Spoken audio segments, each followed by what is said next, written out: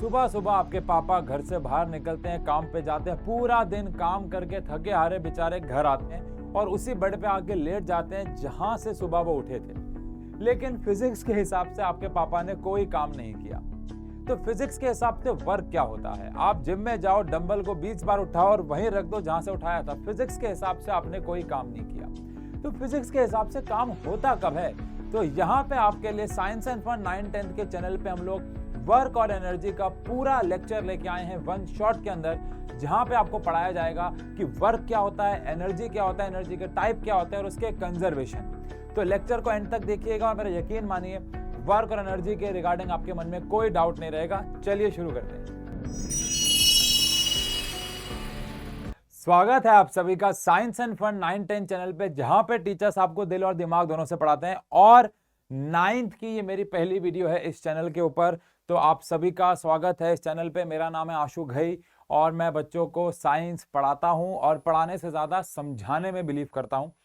तो आज हम लोग वर्क एंड एनर्जी जैसा प्यारा सा एक चैप्टर वन शॉट में खत्म कर देंगे।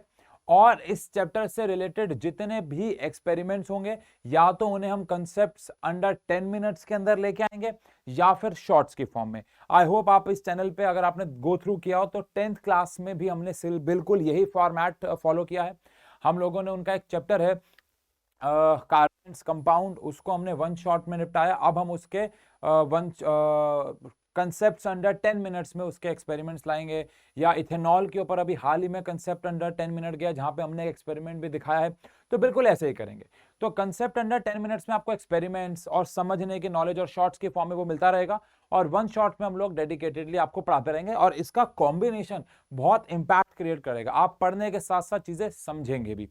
तो वर्क एंड एनर्जी जो है, जो कि वन शॉट में हम लोग खत्म करने वाले हैं, इसको वन शॉट में खत्म करने के लिए हमारा जो प्रोसेस रहेगा, सबसे पहले हम लोग पढ़ेंगे वर्क क्या है, उसके ऊपर 2-3 न्यूमेरिकल्स करेंगे, उसको समझेंगे।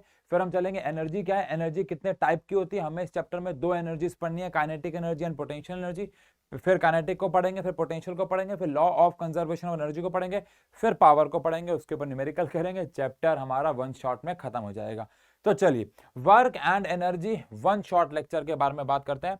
सबसे पहले इस इंट्रो पे मैंने आपसे बात की कि आपके जो फादर हैं वो ऑफिस गए और वापस घर आए, तो फिजिक्स के हिसाब से उन्होंने वर्क नहीं किया। फिजिक्स के हिसाब से वर्क होता क्या है? देखो, फिजिक्स इस बात पे बिलीव करती है कि वर्क तब होगा जब आप किसी ऑब्जेक्ट पे फोर्स अप्लाई करेंगे और वो ऑब्जेक्ट अपनी जगह से डिस्प्लेस हो जाएगा। इससे पहला जो चैप्टर था force and laws of motion, वहां पे हम लोगों ने सिर्फ फोर्स के बारे में बात की थी कि पुश और pull on an object is called force. एक ऑब्जेक्ट पे हमने पुश किया, पुल किया, उस पे जो हमने पुश किया या पुल किया, दैट इज फोर्स। फोर्स को इससे लेना देना नहीं होता है कि हो क्या रहा है। फोर्स लगाने पे कुछ हो रहा हो चाहे नहीं हो रहा हो, इन एनी केस पुश और pull is known as force. लेकिन वर्क को इससे लेना देना है कि फोर्स लगाने पे क्या हो रहा है। फोर्स लगाने पे ऑब्जेक्ट का डिस्प्लेस होना बहुत जरूरी है। ये मैं स्लाइड चेंजर पकड़ लेता हूं। तो work is equal to the product of the force and the distance through which it produce the movement. इसको अगर ये तो किताबी भाषा है, तो हम पढ़ ही लेंगे, लेकिन पहले वर्क का मतलब समझ लेते हैं। मैं अगर, जैसे कि आपने इसके थंबनेल पे देखा, मान लो मैं एक दीवार को धक्का मार रहा हूं। अब मेरे दीवार के धक्का मारने पे मैं जितनी मर्जी फोर्स जो है वो अप्लाई कर लूं, but there is no displacement. मैं जितनी मर्जी फोर्स अप्लाई कर लूं, ऑब्जेक्ट में डिस्प्लेसमेंट नहीं होगा। और अगर ऑब्जेक्ट में डिस्प्लेसमेंट नहीं होगा तो वर्क नहीं होगा। मान लेते हैं मैं एक डंबल लेता हूं और उसको उठाता हूं, 20 बार ऐसे अपने डोले बनाता हूं और उसको वापस से जिम रैक पे रख देता हूं। तो जहां से मैंने उठाया था वहीं पे रख दिया। ओवरऑल ड्यूरिंग दिस पूरा का पूरा process displacement is zero. During this पूरा का पूरा प्रोसेस डिस्प्लेसमेंट इज जीरो, तो वर्क इज जीरो। तो फिजिक्स के हिसाब से, बायोलॉजी के हिसाब से वर्क अलग होता है। बायोलॉजी कहती है भैया अगर आप एनर्जी खर्च कर रहे हो, एडिनोसाइन ट्राइफॉस्फेट खर्च कर रहे हो, तो आप वर्क कर रहे हो। लेकिन फिजिक्स के हिसाब से, अब आप सोचो ना, जिम में जाके आपने डंबल उठाए, तो बायोलॉजी के हिसाब से आपने कितना वर्क किया, कितनी एनर्जी खर्च करी आपने, तभी तो जिम जाते हैं लोग। लेकिन फिजिक्स के हिसाब से अगर आपने डंबल 50 बार भी उठाया और वापस वहीं रख दिया, तो there is no work, because force लगाने पे ऑब्जेक्ट में डिस्प्लेसमेंट होना बहुत जरूरी है, तभी जो है वो वर्क माना जाएगा। तो वर्क जो है उसका फॉर्मूला क्या है उसके बारे में बात करेंगे, but work is equal to the product of the force, यानी फोर्स का होना भी बहुत जरूरी है और ऑब्जेक्ट को डिस्टेंस भी चलना होगा, उसका एक सर्टेन एक पॉइंट से दूसरे पॉइंट के बीच में डिस्प्लेसमेंट भी होना चाहिए। ये बहुत जरूरी है। अगले पेज पे अभी हम फोर्स का और डिस्प्लेसमेंट के साथ वर्क का रिलेशन पढ़ेंगे, लेकिन अगर मैं ऐसे बात करूं तो आप सबको याद होगा फोर्स और डिस्प्लेसमेंट दोनों वेक्टर क्वांटिटीज होती हैं। ये हम लोग प्रीवियस लेक्चर्स में पढ़ चुके हैं, जो इस चैनल पे नहीं थे, लेकिन मैं जहां पहले पढ़ाता था वहां पे मैंने पढ़ाए थे, और यहाँ पे भी हम आपको उस चैनल के उस सारे चैप्टर्स के वन शॉट लाके देंगे। बट अभी के लिए आपको सबको पता है कि फोर्स और डिस्प्लेसमेंट दोनों वेक्टर क्वांटिटीज होते हैं, लेकिन इन दोनों को मल्टीप्लाई करके वर्क आता है जो कि एक स्केलर क्वांटिटी होता है, यानी कि वर्क के पास कोई डायरेक्शन नहीं होती है। तो वर्क को थोड़ा और डिटेल में समझने के लिए, थोड़ा और गहराई पे समझने के लिए इसके फॉर्मुलेशन पे चलते हैं। तो मान लेते हैं मेरे पास यहां पे एक फ्लैट सरफेस है और उस फ्लैट सरफेस पे एक मास पड़ा हुआ है, लेट्स से m। अब मैं अगर इस m मास के सरफेस पे एक मान लो F फोर्स अप्लाई करता हूं, तो F फोर्स लगाने पे ये ऑब्जेक्ट थोड़ी देर के लिए मान लेते हैं कि यहां से यहां डिस्प्लेस हो जाता है। ये ऑब्जेक्ट यहां से यहां जाके डिस्प्लेस हो जाता है। ये ऑब्जेक्ट यहां पहुंच गया और डिस्प्लेस हो गया, और इसने x डिस्प्लेसमेंट किया। लेट अस सपोज इसने x डिस्प्लेसमेंट किया, आपने F फोर्स लगाई और ये x डिस्प्लेस होके इस पॉइंट से दूसरे पॉइंट तक पहुंच गया। सबसे पहली बात, वर्क अगर हम पढ़ेंगे इस पूरे चैप्टर में तो कांस्टेंट फोर्स के लिए पढ़ेंगे। फोर्स हम ये मान के चलेंगे कि लगातार कांस्टेंट है। ऑल्दो जब आप 11th क्लास में पहुंचेंगे तो आपको ये रियलाइज होगा, और शायद हो भी रहा हो, कि जब हम किसी ऑब्जेक्ट को धक्का मारते हैं तो एक्चुअली में फोर्स कभी कांस्टेंट रहती नहीं है, वो वेरी करते हैं। बट अभी के लिए मान के चल रहे हैं कि फोर्स जो है वो कांस्टेंट है। F फोर्स लगाई, कांस्टेंट फोर्स लगाई और ऑब्जेक्ट को इस जगह से दूसरी जगह ले गए। अब सबसे पहला सवाल तो ये है कि क्या वर्क होगा, क्या वर्क हो रहा है? आंसर है हाँ, वर्क होगा, वर्क हो भी रहा है, क्योंकि आपने ऑब्जेक्ट के ऊपर फोर्स लगाई है और डिस्प्लेसमेंट है। तो जहां पे भी आप फोर्स लगाओ और उस फोर्स की वजह से ऑब्जेक्ट में अगर कोई डिस्प्लेसमेंट आ जाए तो वर्क तो होगा ही। तो इस केस में भी आप कह सकते हैं कि वर्क तो है। फोर्स अप्लाई की, डिस्प्लेसमेंट हो गया, तो भाई वर्क तो है, ये तो तय है। लेकिन वर्क का फॉर्मूला क्या होगा? तो पीछे हमने पढ़ा कि जो वर्क है it is the product of force and displacement. तो वर्क जो है वो फोर्स इनटू में डिस्प्लेसमेंट है। तो सिंबॉलिक फॉर्म में अगर बात करें तो हमारे पास वर्क आ गया, फोर्स F है और डिस्प्लेसमेंट x है, तो वर्क डन का फॉर्मूला हमारे पास F इंटू में x आ गया। वर्क डन का फॉर्मूला हमारे पास F इंटू में x आ गया। ठीक है जी, बहुत सिंपल सा फॉर्मूला है। इस हिसाब से अगर बात करें तो SI यूनिट ऑफ वर्क बनती है। फोर्स की SI यूनिट आप सब जानते हैं न्यूटन है और डिस्प्लेसमेंट की मीटर है। तो फोर्स की न्यूटन हो गई और डिस्प्लेसमेंट की मीटर हो गई, तो कुल मिला के वर्क की यूनिट हो गई न्यूटन मीटर। कुल मिला के वर्क की यूनिट हो गई न्यूटन मीटर। लेकिन इसकी एक और यूनिट होती है विच इज जूल्स, जिसके लिए हम कैपिटल J यूज करते हैं, बिकॉज ये एक अंकल जी के नाम पे, बहुत महान अंकल जी के नाम पे रखी गई। तो जूल इज द एक्चुअल जो हम ज्यादा इस्तेमाल करने वाले हैं SI unit of the work. Although बात एक ही है, एक जूल मतलब एक न्यूटन मीटर ही होगा। तो अगर मैं आपसे पूछूं कि 1 जूल कब आएगा, तो वो आएगा when we apply 1 newton of force, when we apply 1 newton of force and object is displaced by 1 meter. When we apply 1 Newton of force and object is displaced by 1 meter. अगर मैं एक object पे 1 Newton की force लगाता हूं और वो 1 metre displace हो जाता है तो वर्क डन आएगा 1 जूल। दोबारा से, मैं अगर 1 न्यूटन की फोर्स अप्लाई करता हूं और ऑब्जेक्ट को 1 न्यूटन की फोर्स लगाने पे 1 मीटर आगे खिसका देता हूं, तो उससे जो मुझे वर्क मिलेगा वो 1 जूल होगा। इतना समझ में आता है। अब लॉजिकली बात करें तो वर्क कब होगा? जब मैं फोर्स लगाऊंगा और ऑब्जेक्ट डिस्प्लेस हो जाएगा। अभी हम वर्क को क्या मान रहे हैं? कांस्टेंट। और सबसे इंपॉर्टेंट बात, हम यहां पे ये भी मान रहे हैं assuming force and displacement in same direction. हम फोर्स और डिस्प्लेसमेंट को सेम डायरेक्शन में मानेंगे। बट आप मुझे बताओ, दिल पे हाथ रखे, क्या ये जरूरी है कि हमेशा फोर्स और डिस्प्लेसमेंट दोनों सेम हो? क्या ये जरूरी है कि हमेशा फोर्स और डिस्प्लेसमेंट दोनों सेम हो, मतलब सेम डायरेक्शन में हो? नहीं, ये जरूरी नहीं है। ये बिल्कुल भी जरूरी नहीं है कि फोर्स और डिस्प्लेसमेंट दोनों सेम डायरेक्शन में हो। जैसे कि मान लो आप कभी कहीं घूमने जा रहे हो और वहां पे आपने अपना लगेज बैग रख रखा है। तो लगेज बैग में जो टायर होते हैं, डंडा होता है। अब आप उस डंडे को ऐसे करके खींच के लेके आ रहे होते हो, तो आप देखा जाए तो फोर्स तो यहाँ अप्लाई कर रहे हो, आप फोर्स यहाँ अप्लाई कर रहे हो, लेकिन डिस्प्लेसमेंट यहाँ हो रहा है। तो दोनों सेम डायरेक्शन में नहीं है। आप देख सकते हैं उनके बीच में एक एंगल है। तो जरूरी नहीं है बिल्कुल भी कि फोर्स और डिस्प्लेसमेंट दोनों सेम डायरेक्शन में हो, लेकिन 9th क्लास में अकॉर्डिंग टू एनसीईआरटी हमारे लिए फोर्स और डिस्प्लेसमेंट दोनों सेम डायरेक्शन में होंगे। अब द पॉइंट इज कि 9th क्लास में, क्योंकि ये बोर्ड्स नहीं होते हैं, कई स्कूल्स में फोर्स और डिस्प्लेसमेंट आपको इस तरीके से भी दिया जाएगा कि वो दोनों सेम डायरेक्शन में ना हो और हो। मतलब लेट मी क्लियर दिस कि there are two types of schools. पहला स्कूल जो आपको बिल्कुल एनसीईआरटी फॉलो करेगा, तो फिर यही वाला केस है कि दोनों are in same direction. But कई किताबें, कई स्कूल एक्स्ट्रा भी पढ़ाई करा देती हैं और बोलती हैं कि भैया हम जब दोनों सेम डायरेक्शन में ना हो, मैं फोर्स लगा रहा हूं इधर और मैं फोर्स लगा रहा हूं इधर और डिस्प्लेसमेंट हो रहा है इधर और उनके बीच में एक एंगल है, तो ये वाला केस भी दे देंगे। अब ऑफलाइन में क्या होता है, हम लोग क्लास में बच्चों से पूछ लेते हैं कि ज्यादातर बच्चों के स्कूल में क्या करवाया जा रहा है, ठीक है ना। अगर ज्यादातर बच्चों के स्कूल में वो कॉस थीटा वाला यानी कि वो एंगल वाला खेल कराते हैं तो हम समझा देते हैं। ऑल्दो ये हमारे सिलेबस का हिस्सा नहीं है। क्यों नहीं है? क्योंकि यहाँ पे ट्रिग्नोमेट्रिक का एक कांस्टेंट लगता है, कॉस थीटा लगता है, ट्रिग्नोमेट्रिक फंक्शन लगता है कॉस थीटा, और ट्रिग्नोमेट्री हम लोगों को मैथ्स में 10th में पढ़नी है। तो इसीलिए हमारी सीबीएसई ने तो इसको सिलेबस में नहीं दिया, लेकिन कई किताबों ने मजे ले लिए, पंगे ले लिए और बीच में डाल दिया, इसलिए कई टीचर्स भी करवा देते हैं। तो अगर आपके भी स्कूल में कराया गया तो आप कमेंट सेक्शन पे बस इतना लिख देना कि हमारे स्कूल में कॉस थीटा वाला केस करवाया है, हमारे स्कूल में वो सेकंड केस करवाया, सिर्फ इतना लिख देना, मैं पढ़ लूंगा। अगर ज्यादातर बच्चों का आंसर आता है तो मैं उसको कंसेप्ट अंडर 10 मिनट्स में समझा दूंगा।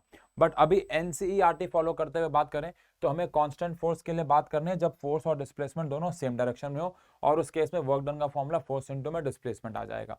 अब इस कंसेप्ट को समझने के लिए कुछ क्वेश्चन यहाँ पे ले लेते आओ, जैसे एनसीईआरटी के सवाल है ये।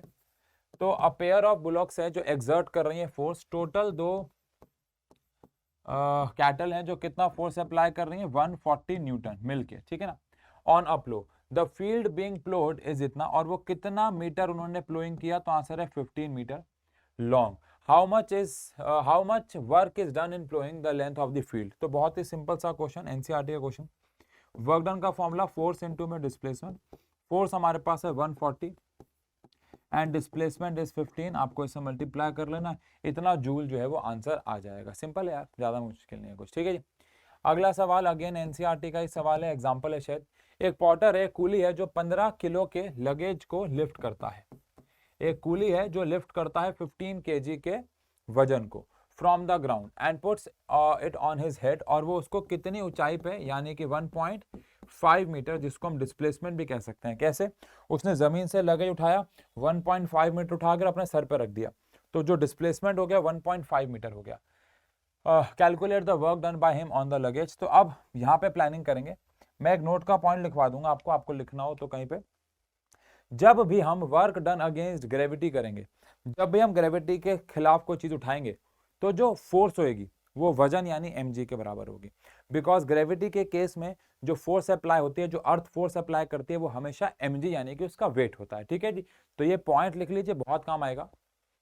In the case of work done against gravity, in the case of work done against gravity, in the case of work done against gravity, the force applied is always equals to the force applied by earth, obviously बात है, is also always equals to the weight of the body, है ना। तो इस case में हमारी planning क्या है कि हम लोग वर्क निकालेंगे, और वर्क का जो फॉर्मूला हमारे पास होता है वो होता है फोर्स इनटू में डिस्प्लेसमेंट। अब हमारे पास डिस्प्लेसमेंट तो है, कितना है 1.5 मीटर, लेकिन हमारे पास फोर्स नहीं है, तो पहले क्यों ना हम लोग फोर्स निकाल लें। अब फोर्स का जो फॉर्मूला होता है वो मैंने आपको बताया वेट के बराबर है, और वेट का फॉर्मूला हम लोग पिछले चैप्टर्स में पढ़ चुके हैं, विच इज m इंटू में g। अब मास इज 15, जी गिवन नहीं है तो आप 9.8 या 10 ले लो, अभी मैं 10 ले लेता हूँ for the sake of calculation, तो 150 न्यूटन हमारे पास आ जाएगा। अब मैं अगर यहाँ पे फोर्स की वैल्यू 150 न्यूटन डालता हूँ और ये 0 यहाँ से इंक्लूड कर देता हूँ, तो 15 इंटू में 15 कह रहा हूँ, 15 इंटू में 15 225 जूल्स। तो बहुत ही सिंपल सा एक न्यूमेरिकल, और इससे हमारे पास वर्क डन आ गया 225 जूल्स। तो कहने का मतलब ये है कि जो वर्क डन है वो हमारे पास फोर्स इनटू में डिस्प्लेसमेंट होता है। अब जो वर्क डन होता है ना, वो 3 टाइप का हो सकता है, पॉजिटिव, नेगेटिव और जीरो। इसके बारे में बात करेंगे कि वर्क डन पॉजिटिव, नेगेटिव और जीरो कब हो सकता है। ठीक है जी। ऑल दो मैं आपको फिर से बोल रहा हूं कि आप कमेंट सेक्शन में ये मत लिखना कि सर कॉस थीटा वाला नहीं कराया, कॉस थीटा वाला नहीं कराया। ये जो केस है ये तब लगता है जब फोर्स और डिस्प्लेसमेंट दोनों सेम डायरेक्शन में ना हो। यहाँ पे एक कॉस थीटा कंसेप्ट लगता है जो कि ट्रिगो का कंसेप्ट है, जो कि 10th क्लास की मैथ्स का कंसेप्ट है, इसलिए सीबीएसई ने समझदारी करके नहीं डाला। लेकिन कई किताबें वो डाल देती हैं, इसके चक्कर में कहीं टीचर भी करा देते हैं, बच्चे कंफ्यूज होते हैं। मुझे कोई प्रॉब्लम नहीं है, मुझे आता है ये सब, तो मैं आपको करा दूंगा कंसेप्ट अंडर 10 मिनट में। लेकिन आपको मुझे कमेंट सेक्शन बताना होगा। 2-4 कमेंट आए अलग बात है, ज्यादा आए तो मैं वो करा दूंगा। ठीक है, एक ही बच्चे के 10 बार कमेंट आए उसको मैं काउंट नहीं करूंगा। वेरी चालाक ब्रो, ऐसा नहीं करूंगा मैं। ठीक है ठीक है ठीक है, चलिए चलिए चलिए। अब हम लोग यहाँ पे बात करते हैं थोड़ी सी कि जो वर्क है वो पॉजिटिव, नेगेटिव और ये जीरो कैसे होता है ना भाई। ओ माय गॉड, ये तो व्हाइट पीपीटी खुल गई। कोई बात नहीं, व्हाइट पे बढ़ा देते हैं, एक व्हाइट पे ही सही। अब हम यहाँ पे बात करते हैं कि वर्क डन पॉजिटिव, नेगेटिव और जीरो कब होता है। तो यहाँ पे हम लोग बात करेंगे positive, negative and zero work. अब वर्क डन पॉजिटिव, नेगेटिव और जीरो कब होता है। वैसे मैं सच बताऊं तो व्हाइट पीपीटी में मैं पहली बार पढ़ा रहा हूं, वो तो बस इंट्रोड्यूस हो गए। तो आओ शुरू कर देते, ठीक है। आओ तो सबसे पहले बात करें पॉजिटिव वर्क। पॉजिटिव वर्क कब होगा, जब फोर्स और डिस्प्लेसमेंट दोनों सेम डायरेक्शन में हो। ये ऑब्जेक्ट है जिसका मास m है, आपने इधर फोर्स लगाई और डिस्प्लेसमेंट भी इधर हो रहा है। तो जब दोनों सेम डायरेक्शन में हो, व्हेन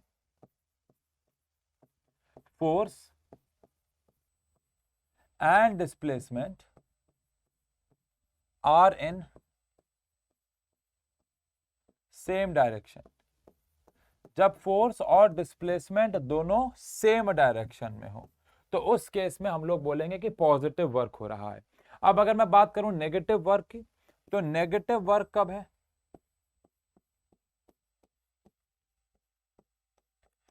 यार देखो ये वाला केस तो समझ में आता है, बिकॉज ज्यादातर केस में हम ये रिलेट कर पा रहे हैं कि जहां मैं फोर्स लगा रहा हूं डिस्प्लेसमेंट वहीं हो रहा है। लेकिन क्या ऐसा भी हो सकता है कि जहां मैं फोर्स लगाऊं डिस्प्लेसमेंट उसके ऑपोजिट डायरेक्शन में हो जाए। क्या ऐसा हो सकता है बच्चों कि मैं फोर्स लगा रहा हूं यहां पे, लेकिन ऑब्जेक्ट का डिस्प्लेसमेंट हो रहा है यहां पे। सबसे पहले मुझे बताओ क्या ये पॉसिबल है। सोचो, आप मुझे ऐसा करो, देखो आप अगेन आप बाकी वीडियोस पे जाना, देखना बच्चे कितने अच्छे से पार्टिसिपेट करते हैं, कितने अच्छे से कमेंट सेक्शन पे आंसर देते हैं, आप जाके चेक कर लेना।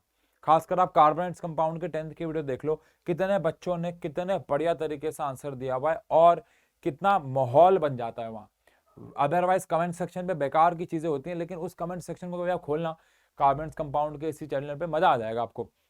इतने बढ़िया बढ़िया आंसर दिए और ऐसे पढ़ाने में मजा बड़ा आता है यार, कि जब बच्चे से पढ़ाई की बात कर रहा हूँ पढ़ाई के टाइम पे। तो जो भी टाइम हो रहा है, टाइम स्टैम्प जो भी हो रहा है मेरे हिसाब से 17 मिनट 20 मिनट जो भी है वो लिख के आप मुझे एक केस, अगर आपको पता है तो, मैं तो दे ही रहा हूं, एक केस बताने की कोशिश करो जहां पे आपका फोर्स और डिस्प्लेसमेंट दोनों अपोजिट डायरेक्शन में हो जाए। ट्राई मारो कि आपका फोर्स और डिस्प्लेसमेंट दोनों अपोजिट डायरेक्शन में हो जाए। जल्दी लिखो। नी ले ले तुरी हाई ले ले मेरे तो पर अपना ख्याल रखी। दे दिया, चलो मैं देता हूं आपको। अब अगर आपने नहीं दिया है तो मान लो आप, बहुत सारे एग्जांपल में से एक एग्जांपल मैं आपको देता हूं। मान लो आप टग ऑफ वॉर खेल रहे हो, मतलब वो जो रस्सी खींचने वाली गेम होती है। अब अगर आप रस्सी खींचने वाली गेम और आपकी टीम जो है हार रही है, तो आप डिस्प्ले आप फोर्स तो इधर अप्लाई कर रहे हो। मान लो आपकी टीम यहाँ है, आप फोर्स इधर अप्लाई कर रहे हो, लेकिन आप फोर्स इधर अप्लाई कर रहे हो लेकिन आपकी टीम हार रही है, तो डिस्प्लेसमेंट आपका उधर हो रहा है। तो फोर्स इधर अप्लाई कर रहे हो, डिस्प्लेसमेंट इधर हो रहा है। बहुत सारे और एग्जांपल्स हैं, जैसे कि आपकी तरफ एक गाड़ी आ रही है बहुत धीरे धीरे, 1 मीटर पर सेकेंड, 1 किलोमीटर पर आवर से, और आप तो धक्का मार रहे हो। ठीक है, आपको धक्का मारो, धक्का मारो, लेकिन गाड़ी तो बहुत ज्यादा ताकत लगा रही है इंजन से, आपसे ज्यादा फोर्स लगा रही है, आप फोर्स उधर लगा रहे हो, लेकिन गाड़ी का डिस्प्लेसमेंट इधर हो रहा है। बहुत सारे और एग्जाम्पल है। ग्रेविटी की बात कर लेते हैं। ये जो रिमोट है इस पे ग्रेविटी नीचे की तरफ फोर्स लगा रही है, लेकिन मैं इसे ऊपर लेके जा रहा हूं। तो ग्रेविटेशनल फोर्स की अगर बात करें तो वो फोर्स नीचे लगा रही है, लेकिन डिस्प्लेसमेंट ऊपर। देखो मेरे हाथ की फोर्स की बात मत करना, वो तो पॉजिटिव हो जाएगा। ग्रेविटेशनल फोर्स की बात करो तो नेगेटिव हो जाएगा। कैसे, फोर्स लग रही है नीचे, ग्रेविटेशनल फोर्स, लेकिन डिस्प्लेसमेंट हो रहा है ऊपर, था ना। तो उस केस में जो वर्क डन आपको मिलेगा वो नेगेटिव मिलेगा, when force and displacement are in opposite direction. जब फोर्स और डिस्प्लेसमेंट दोनों ऑपोजिट डायरेक्शन में होते हैं तो जो वर्क डन होता है बच्चों वो नेगेटिव हो जाता है, ठीक है जी। तो इस केस में हम वर्क डन को बोलते हैं नेगेटिव वर्क डन। और last case zero work done. अब जीरो वर्क में बहुत सारे तरीके, यहाँ पे वैसे अभी हम डायरेक्शन की बात कर रहे हैं। अब जीरो वर्क में डिस्प्लेसमेंट जीरो हो जाए, ऑब्जेक्ट डिस्प्लेस ही ना हो, अकल लगाओ। ऑब्जेक्ट को आपने हिलाया नहीं अपनी जगह से, ऑब्जेक्ट डिस्प्लेस ही नहीं हुआ, तो कैसे फायदा, तो जीरो वर्क डन कहलाया जाएगा। आपने फोर्स नहीं लगाई, ये तो मजाक हो रहा है ना, डिस्प्लेसमेंट नहीं हुआ, समझ में आ रहा है। अब मैंने फोर्स नहीं लगा, अब ऐसे कैमरा है, मैं कैमरे पे कोई फोर्स नहीं लगा रहा, तो डिस्प्लेसमेंट जीरो हो जाएगा। लेकिन यहाँ पे हम डायरेक्शन यानी एंगल की बात कर रहे हैं। तो अगर एक ऑब्जेक्ट है जिसपे आपका डिस्प्लेसमेंट तो इधर हो रहा है, लेकिन फोर्स जो है वो ऊपर लग रही है, लेकिन फोर्स जो है ऊपर लग रही है, और फोर्स और डिस्प्लेसमेंट के बीच में अगर एंगल 90 डिग्री का है, तो इस केस में वर्क डन जीरो होगा। अच्छा, आपको ये वर्क डन जीरो क्यों होगा, ये सारा खेल वही वाले फॉर्मूले का है, कॉस थीटा वाले का, जो कि आप ऑटोमेटिकली 11th में आके समझ जाओगे। लेकिन अगर फोर्स और डिस्प्लेसमेंट के बीच में एंगल 90 डिग्री है तो वर्क डन जीरो हो जाएगा, यानी when force and displacement are perpendicular to each other. जब फोर्स और डिस्प्लेसमेंट दोनों एक दूसरे से परपेंडिकुलर होंगे बच्चों, तो जो वर्क डन हो जाएगा वो जीरो हो जाएगा, जो वर्क डन हो जाएगा वो शून्य हो जाएगा, ये बात ध्यान रखना। इसके बहुत सारे एग्जाम्पल हो सकते हैं। अच्छा, आप एग्जाम्पल साथ साथ लिख रहे हैं ना, एग्जाम्पल साथ साथ ऐड कर लीजिएगा बच्चों, एग्जाम में एग्जाम्पल भी पूछ सकते हैं, मैं आपको बोल बोल के लिखवा रहा हूँ, एग्जाम्पल भी आप साथ साथ लिख लीजिएगा। तो 9 डिग्री में वर्क डन में क्या होगा, मान लो एक कूली है, मान लो मैं ही कूली हूं और मैं अपने सर पे एक लगेज लेके जा रहा हूं। अब वर्क डन अगेंस्ट ग्रेविटी कितना होगा, सुनो, मैं लगेज लेके जा रहा हूं ऐसे करके ऐसे करके ऐसे करके ऐसे करके, तो लगेज का डिस्प्लेसमेंट ऐसे हो रहा है ऐसे हो रहा है ऐसे हो रहा है, लेकिन ग्रेविटी फोर्स लगा रही है ऐसे ऐसे ऐसे ऐसे, तो एंगल कितना बन रहा है 90। तो लगेज पे कूली भले ही वर्क कर रहा होगा, लगेज पे कूली भले ही वर्क कर रहा होगा, लेकिन लगेज पे हम वर्क नहीं कर रहे हैं, ओ सॉरी, मतलब ग्रेविटी वर्क नहीं कर रही है, बिकॉज ग्रेविटेशनल फोर्स नीचे की तरफ, डिस्प्लेसमेंट ऐसे, एंगल इज 90 डिग्री। बात समझ में आ गई। तो उस केस में और भी बहुत सारे एग्जांपल हो सकते हैं, जैसे कि मान लो एक गाड़ी रोड पे जा रही है, एक गाड़ी रोड पे जा रही है और आप उस गाड़ी के ऊपर खड़े होकर उसमें रस्सी बांध के उसे ऊपर खींच रहे हो, तो गाड़ी तो ऐसे जा रही है लेकिन डिस्प्लेसमेंट ऊपर कराना चाह रहे हो आप, गाड़ी ऐसे जा रही है लेकिन फोर्स आप ऐसे लगा के डिस्प्लेसमेंट ऐसे कराना चाह रहे हो, तो एंगल उनके बीच में कितना हो जाएगा, 90 डिग्री। आ जाओ भैया आ जाओ, कोई टेंशन नहीं है। ये भैया कॉफ़ी देने आए हैं, थैंक यू भैया। ये हमारे महेश भैया हैं यार, महेश भैया आओगे एक बार वीडियो में। ये हमारे महेश भैया हमारे लिए टाइम टू टाइम कॉफ़ी बनाते रहते हैं, बहुत अच्छे आदमी हैं दिल के, और ये जो हमारी एनर्जी बरकरार रहती है इन्हीं के द्वारा बनाई गई चाय और कॉफ़ी के द्वारा है। Thank you sir. ठीक है, तो मैं क्या कह रहा था कि अगर एंगल 90 डिग्री होगा तो जो वर्क डन होगा, अगर एंगल 90 डिग्री होगा तो वर्क डन जो है वो जीरो हो जाएगा, ठीक है ना। अच्छा, हो सकता है वैसे 9th क्लास के बच्चे इतना नहीं सोचते हैं, बट हो सकता है आप में से कुछ बच्चे ऐसे सोच रहे हो कि यार ये हो क्यों रहा है ना, हो सकता है आप में से कोई बच्चे ऐसे सोच रहे हो कि हो क्यों रहा है। इसका आंसर आपको ट्रिग्नोमेट्री सीखने के बाद ही मिलेगा, है ना। अगेन अगर आपके कमेंट आए होंगे तो मैं उस कंसेप्ट अंडर 10 मिनट्स में 1 मिनट 2 मिनट इसको भी समझा दूंगा, बट अभी फिलहाल वो फोकस हमारा नहीं है। चलिए ठीक है जी, वापस से आ जाएं, काली दुनिया पे आ जाएं, ब्लैक पीपल, अरे माय गॉड, ठीक है जी। तो यहाँ पे हमने वर्क के बारे में थोड़ा बहुत समझा। ऐसा नहीं है कि वर्क खत्म हो गया, ऐसा बिल्कुल भी नहीं है कि वर्क की पढ़ाई खत्म हो गई है, ऐसा बिल्कुल भी नहीं है। वर्क तो अभी शुरू हुआ है, लेकिन अब हम एनर्जी को पढ़ना शुरू कर रहे हैं, और फिर वर्क और एनर्जी को साथ में मिला जुला के जो मजा आने वाला है बहुत ही बढ़िया। इसके ऊपर मैं बहुत अच्छे अच्छे एक्सपेरिमेंट्स भी क्लास में दिखाने वाला हूँ बच्चों, कंसेप्ट अंडर 10 मिनट्स कह लो या कैसे भी कह लो, मजा आने वाला है इस चैनल पे। आपने पढ़ाई तो बहुत जगह की होगी, लेकिन समझोगे आप यहीं पे, मजा आएगा। समय दो, अभी नए हैं हम लोग, नए मतलब इस चैनल पे, वैसे तो हो गया 1 साल यूट्यूब पे पढ़ाते पढ़ाते मुझे, लेकिन इस चैनल पे नए हैं हम लोग और चीज़ें सेट होने में थोड़ा सा समय लगेगा। लेकिन मज़ा बहुत आने वाला है। मुझे पूरा यकीन है कि जितने भी बच्चे हमसे जुड़ेंगे, वो कम हो वो ज़्यादा हो, नंबर्स की मैं कभी भी बात नहीं करता। एक ऑफलाइन के टीचर को पता है कि 2 बच्चों को भी कैसे पढ़ाना है और 200 बच्चों को भी। हमने 2 बच्चों को भी पढ़ाया हुआ है एक बैच में, और हम 200 बच्चों को भी पढ़ाया हुआ है एक बैच में। तो हम जानते हैं कि बच्चे जो पढ़ने आए हैं उनको पढ़ाना है कैसे। ऐसा कब हमारी लाइव क्लास में हम, जैसे अभी हम यहाँ पे लाइव क्लासेस भी लेंगे, 4 बच्चे भी होंगे तो आपको एनर्जी उतनी मिलेगी, 400 होंगे तो भी उतनी मिलेगी, भगवान की दुआ होगी तो 4000 बच्चे भी लाइव पढ़ रहे होंगे तो भी उतनी मिलेगी आपको।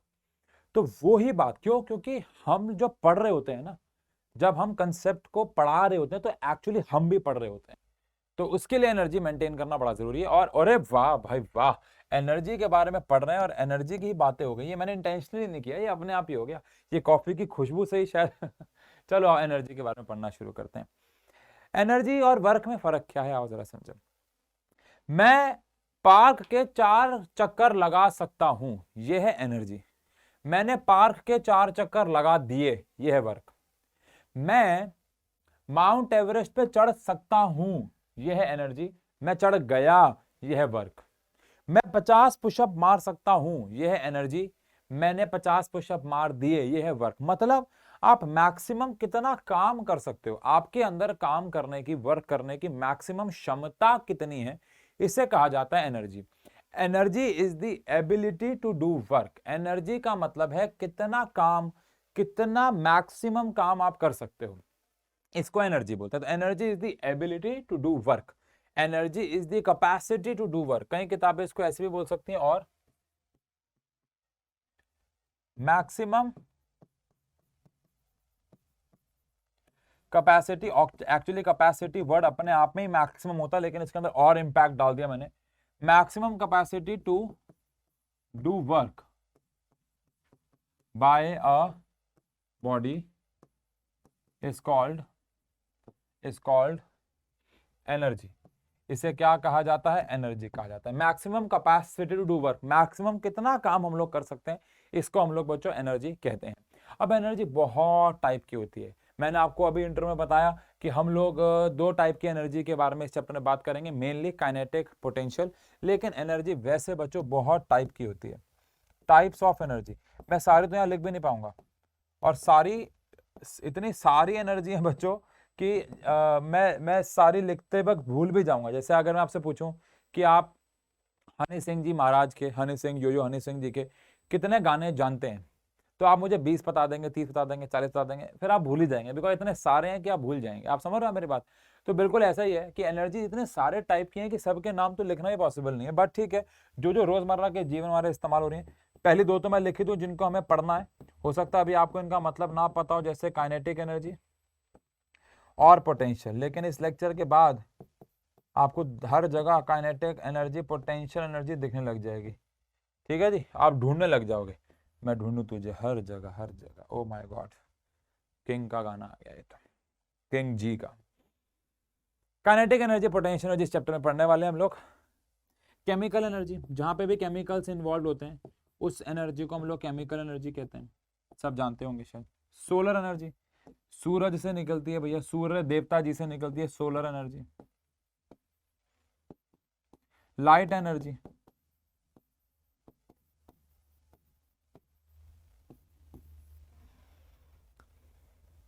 Thermal energy, heat energy, heat energy, nuclear energy.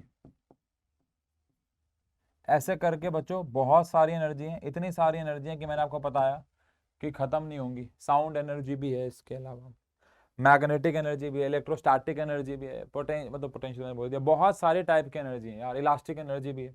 लेकिन अभी फिलहाल हम अगर बात करें तो हमें इस चैप्टर के अंदर जो 2 प्रकार की एनर्जीज पढ़नी है, वो जो 2 प्रकार की एनर्जी है वो है काइनेटिक एनर्जी और पोटेंशियल एनर्जी। इस चैप्टर के अंदर हमें जो 2 टाइप की एनर्जी पढ़नी है वो है काइनेटिक एनर्जी और पोटेंशियल एनर्जी, जिसमें से आज हम लोग काइनेटिक एनर्जी को पढ़ना जो है वो शुरू करेंगे कि काइनेटिक एनर्जी एक्चुअली में क्या है।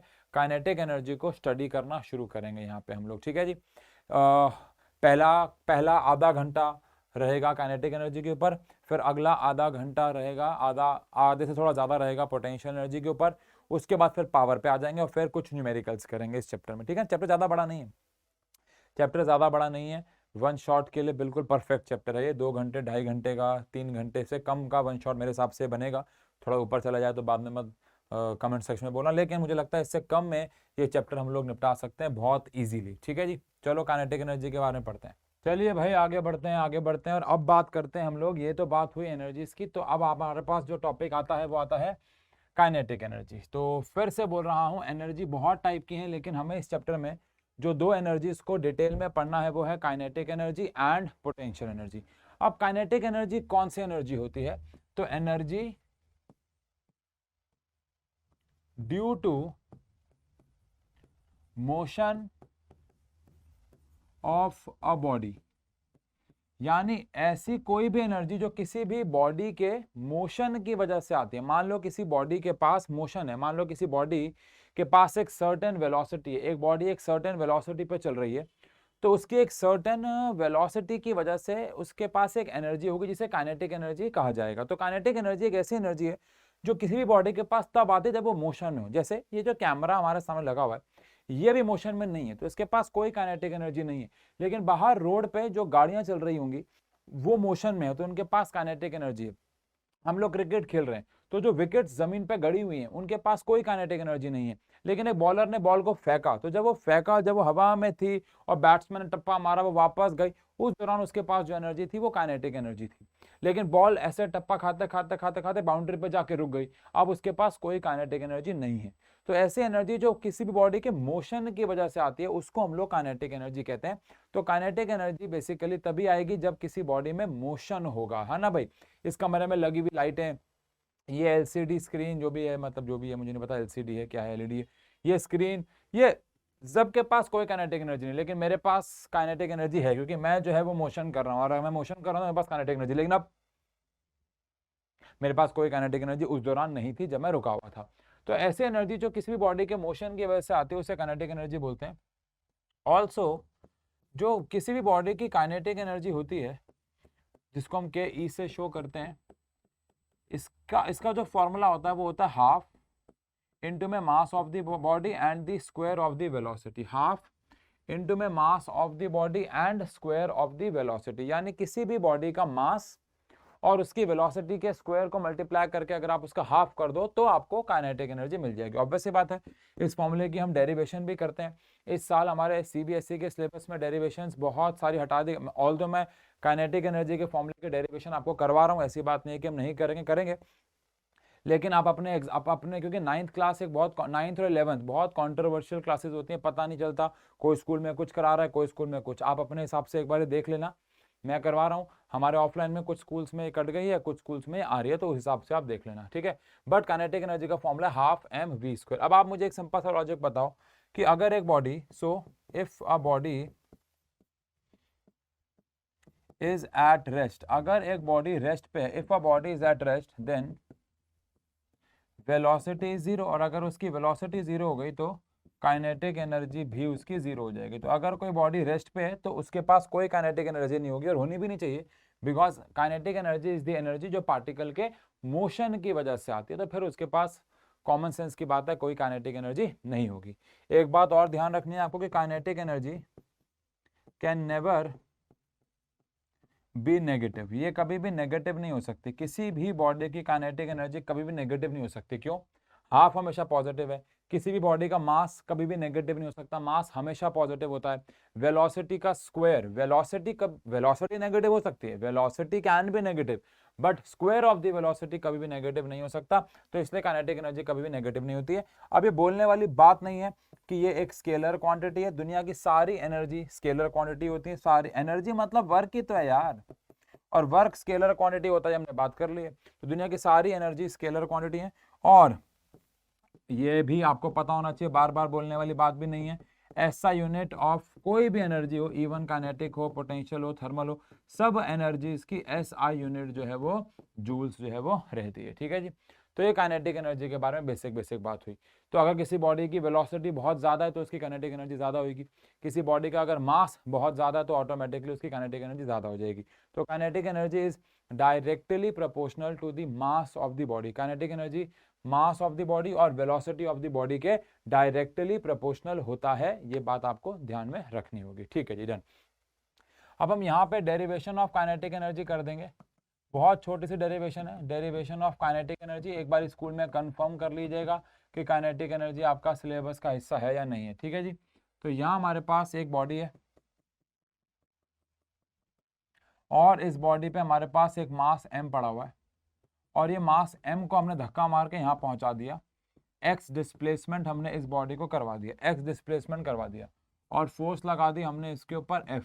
ठीक है ना, फोर्स लगा दी हमने इसके ऊपर F। इसकी इनिशियल वेलोसिटी 0 थी, रेस्ट पे था ये, और फाइनल भागते भागते इसकी वेलोसिटी v हो गई है। मतलब v is equal to v तो गलत होगा, मतलब कहने का मतलब फाइनल वेलोसिटी v हो गई है। और जब ये दौड़ रहा था तो इसका कुछ एक्सेलरेशन था a। तो यहाँ पे हमें फर्स्ट इक्वेशन, मतलब कि जो हमारी इक्वेशंस ऑफ मोशन थी उसमें से सेकंड इक्वेशन, थर्ड इक्वेशन की यहाँ पे जरूरत पड़ेगी और साथ ही साथ वर्क का फॉर्मूला और फोर्स का फॉर्मूला, मतलब पिछले चैप्टर्स की जरूरत पड़ेगी इसके फॉर्मूले को डिराइव करने के लिए। तो चलो आओ शुरू करते हैं भाई। अब थर्ड इक्वेशन कहती है कि v square minus u square is equal to 2ax। हम लोग क्या कर रहे हैं पता है ना, हम लोग ये निकाल रहे हैं कि इस बॉडी में जो काइनेटिक एनर्जी है उसका फॉर्मूला कहाँ से आया। काइनेटिक एनर्जी का फॉर्मूला हाफ mv स्क्वायर कहाँ से आया। अगर आपके स्कूल में डेरिवेशंस नहीं आ रही हैं तो ये नहीं आएगा, बात को समझना। ठीक है जी। तो फिलहाल थर्ड इक्वेशन कहती है v square minus u square is equal to 2as। इसकी इनिशियल वेलोसिटी 0 थी, इसकी फाइनल वेलोसिटी v है, 2 इंटू में a तो a है और डिस्प्लेसमेंट हमने कराया x। तो यहाँ से v स्क्वायर की वैल्यू हमारे पास आ गई 2ax। अब इसमें से आप x की वैल्यू को लेट से यहाँ से निकाल लोगे तो x की वैल्यू आ जाएगी v स्क्वायर बाय 2a।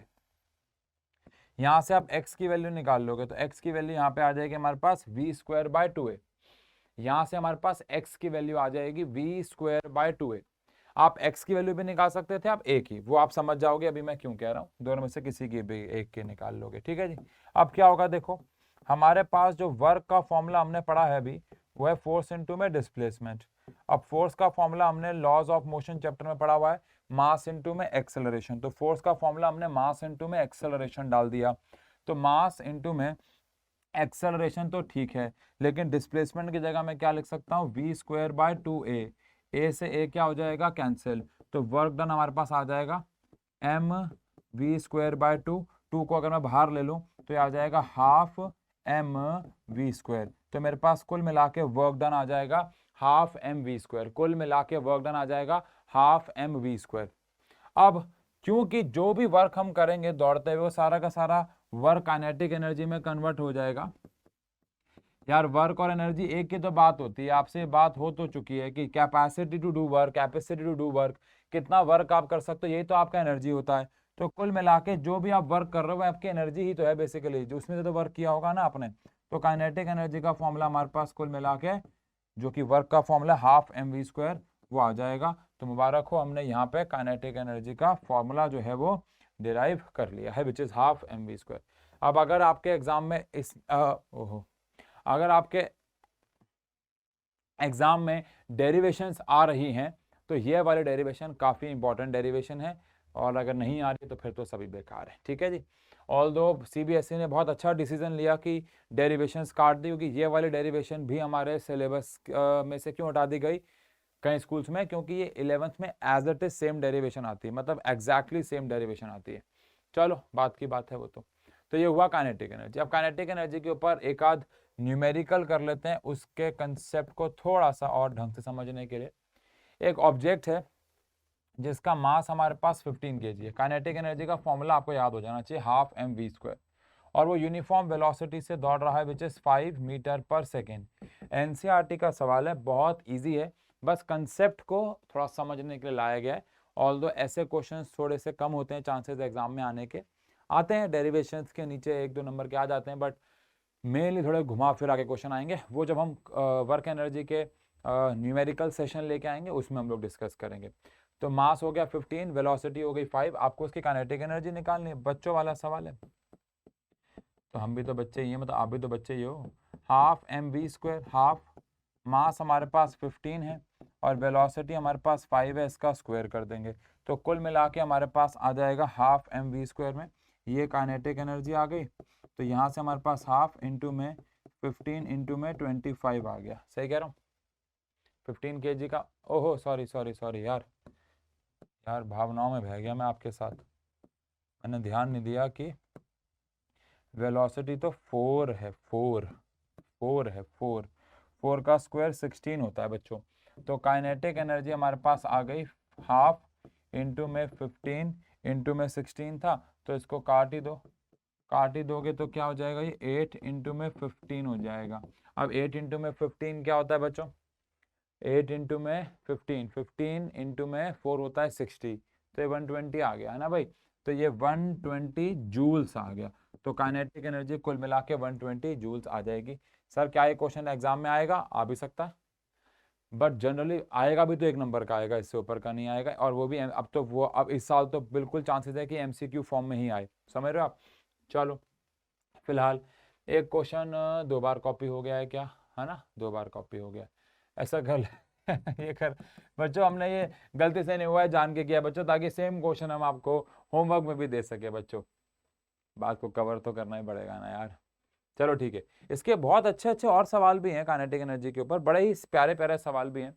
मैं यहाँ पे सवाल वो नहीं करवा रहा हूँ, आप समझो, अभी हमने वर्क के भी जब सवाल किए थे तो हमने वही सवाल किए जो बस कंसेप्ट को समझाएं, मतलब ऐसा नहीं है कि हम प्रॉपर वो डेरिवेशन वाले या खतरनाक ये वाले वो वाले क्वेश्चन कर रहे हैं, ऐसा कुछ भी नहीं है, और वो करेंगे, ऐसी बात नहीं करेंगे, बट अभी मैं ये मान के चल रहा हूँ कि आप ये चैप्टर पहली बार पढ़ रहे हो, आप ये चैप्टर पहली बार पढ़ रहे हो, तो जल्दी से वन शॉट की फॉर्म में एक बार टॉपिक्स को इकट्ठा करेंगे, फिर चाहे लाइव जाके मेंटी वेंटी करके या कैसे भी करके इसके क्वेश्चंस करेंगे। मेंटी तो नहीं करेंगे, मेंटी में आपको क्वेश्चंस कैसे करने होते हैं वो पता नहीं चलता, हाँ क्वेश्चंस का एक लेक्चर लेके जरूर आएंगे। चलो ठीक है, तो पोटेंशियल एनर्जी के बारे में बात करते हैं कि पोटेंशियल एनर्जी क्या है। पोटेंशियल एनर्जी क्या है ये कैसे समझें। पहली बात तो पोटेंशियल का मतलब होता है क्षमता, पोटेंशियल का मतलब होता है पोटेंशियल मतलब क्षमता। अब जैसे कि मैं आपको बोलूं कि मैं इस स्टाइलस को अपने मैंने हाथ पे रखा हुआ है, अब मैं अगर इसको ऐसे ऊंचाई पे ले जाऊं, अब मैं अगर यहाँ पे इसको ऊंचाई पे रखा हुआ, अब इसके पास क्षमता क्या है, इसके पास क्या पोटेंशियल है कि ये नीचे गिर सकता है। अगर मैं इसको छोड़ दूं तो इसके पास क्षमता है कि ये नीचे गिर सकता है। ऐसे ही अगर मेरे पास एक इलास्टिक रबर बैंड है, मैं एक रबर बैंड को खींच देता हूं तो उसके पास क्या क्षमता है, उसके पास क्षमता है कि वो वापस आ सकता है। मैं अगर एक स्प्रिंग को कंप्रेस कर दूं, दबा दूं, तो उसके पास क्या क्षमता है, उसके पास ये क्षमता है कि वो वापस एक्सपैंड हो सकता है। लेकिन हर चीज के पास क्षमता नहीं होती, जैसे यहाँ पे मेरे पास एक कपड़ा पड़ा हुआ है, ऐसे ही पड़ा हुआ था यहाँ पे, है ना, अब मैं अगर इस कपड़े को ऐसे करके मान लो ऐसे यहाँ पे पड़ा हुआ है, अब ऐसे करके फोल्ड कर दूं, तो इसके पास क्या क्षमता है, कोई क्षमता नहीं है, ये वापस नहीं जाएगा। लेकिन वहीं पे अगर मेरे पास कोई ऐसी चीज हो जो कि थोड़ी सी फ्लेक्सिबल हो, वापस आ सके, जैसे कि मान लो ये पेन है, पता नहीं दिख रहा है कि नहीं, लेकिन इस पेन की एक कैप है, अब मैंने इस कैप को ऐसे करके आगे एक्सपेंड कर दिया, मैं छोड़ूं तो इसके पास क्या क्षमता है वापस आने की, छोड़ूं तो इसके पास क्या क्षमता है वापस आने की, इसके पास क्या क्षमता है वापस आने की, है ना भाई, दिख रहा है, पता नहीं दिख रहा है कि नहीं, तो ये है क्षमता इसके पास। तो कई चीज़ों को में जब हम उनकी स्टेट यानी उनकी हाइट को चेंज करते हैं, उनकी जगह को चेंज करते हैं, या उनकी शेप को चेंज करते हैं, उनके साइज को चेंज करते हैं, तो उस कारणवश वो अपने अंदर एक एनर्जी स्टोर कर लेते हैं जिसको पोटेंशियल एनर्जी कहते हैं। क्या ये सब स्टोर कर पाते हैं, नहीं। अब मान लो मैं एक टेबल पे एक बुक पड़ी हुई और मैं टेबल पे बुक को खिसका के आगे ले जाऊं और छोड़ दूं, तो क्या होगा, तो आंसर है कुछ भी नहीं होगा, वो टेबल वापस नहीं आने वाली है, वो किताब वापस नहीं आने वाली है। लेकिन अगर एक रबड़ बैंड को मैं खींचता हूँ या स्प्रिंग को मैं खींचता हूं तो छोड़ने पे वो वापस आता है। तो पोटेंशियल एनर्जी कौन सी एनर्जी है, energy stored by a body, energy stored by a body due to change in its shape और स्टेट। अगर एक बॉडी की हमने शेप और स्टेट को चेंज किया तो उस शेप और स्टेट को चेंज करने की वजह से जो उसके अंदर एनर्जी स्टोर हुई, उस कारणवश जो उसके अंदर एनर्जी स्टोर हुई, that energy is called potential energy. अब पोटेंशियल एनर्जी जो होती है वैसे वो 3 टाइप की होती है, ऑल दो हमें इस चैप्टर में सिर्फ एक ही टाइप की पढ़नी है, बट वैसे पोटेंशियल एनर्जी 3 टाइप की होती है, नाम बताना मेरा फर्ज है। सबसे पहला gravitational potential energy, gravitational potential energy, सबसे पहला है ग्रेविटेशनल पोटेंशियल एनर्जी।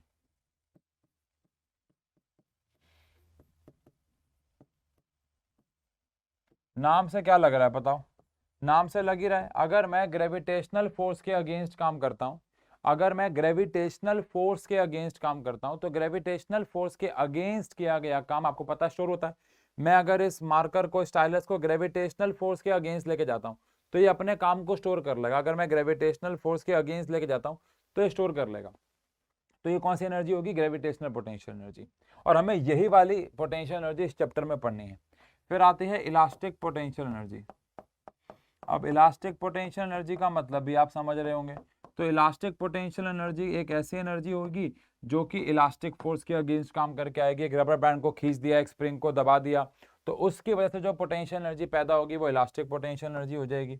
और ऐसे ही last but not the least electrostatic. इसके बारे में आप ज़्यादा नहीं जानते हो, थोड़े बहुत बच्चे शायद जानते हो या समझ पाएँ इसको, बट हमें ये 12th क्लास में पढ़ना है, 11th में भी नहीं, 12th में।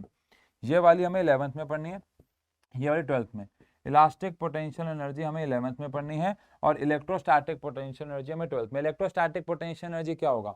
मान लो मैं दो पॉजिटिव चार्जेस को एक दूसरे के पास लाता हूँ, तो क्या होगा? अब छोड़ूंगा तो क्या होगा? उनके पास क्षमता है दूर भागने की, बिकॉज पॉजिटिव चार्ज को रिपेल करता है। तो अगर मैं पॉजिटिव चार्ज को दूसरे के पास लाऊंगा और छोड़ दूंगा तो उनके पास क्षमता है कि वो दूर भागे, और अगर वो दूर भागेंगे तो उनके पास आप समझ सकते हैं कि एक पोटेंशियल एनर्जी पैदा हो रही है।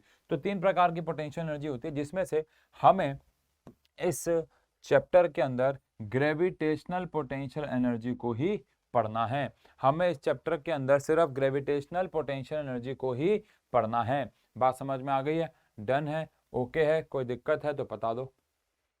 बताओ जी। बड़े आगे बढ़ना शुरू कर रहे हैं और बात करना शुरू करेंगे अब हम पोटेंशियल एनर्जी के फॉर्मूले की। एक्चुअली हम पोटेंशियल एनर्जी जो पढ़ रहे हैं ये लिखा नहीं होता है किताबों में, क्योंकि अभी हम 9th क्लास में हैं, बट सच्चाई ये है कि जो भी हम पढ़ रहे हैं वो ग्रेविटेशनल पोटेंशियल एनर्जी होने वाली है।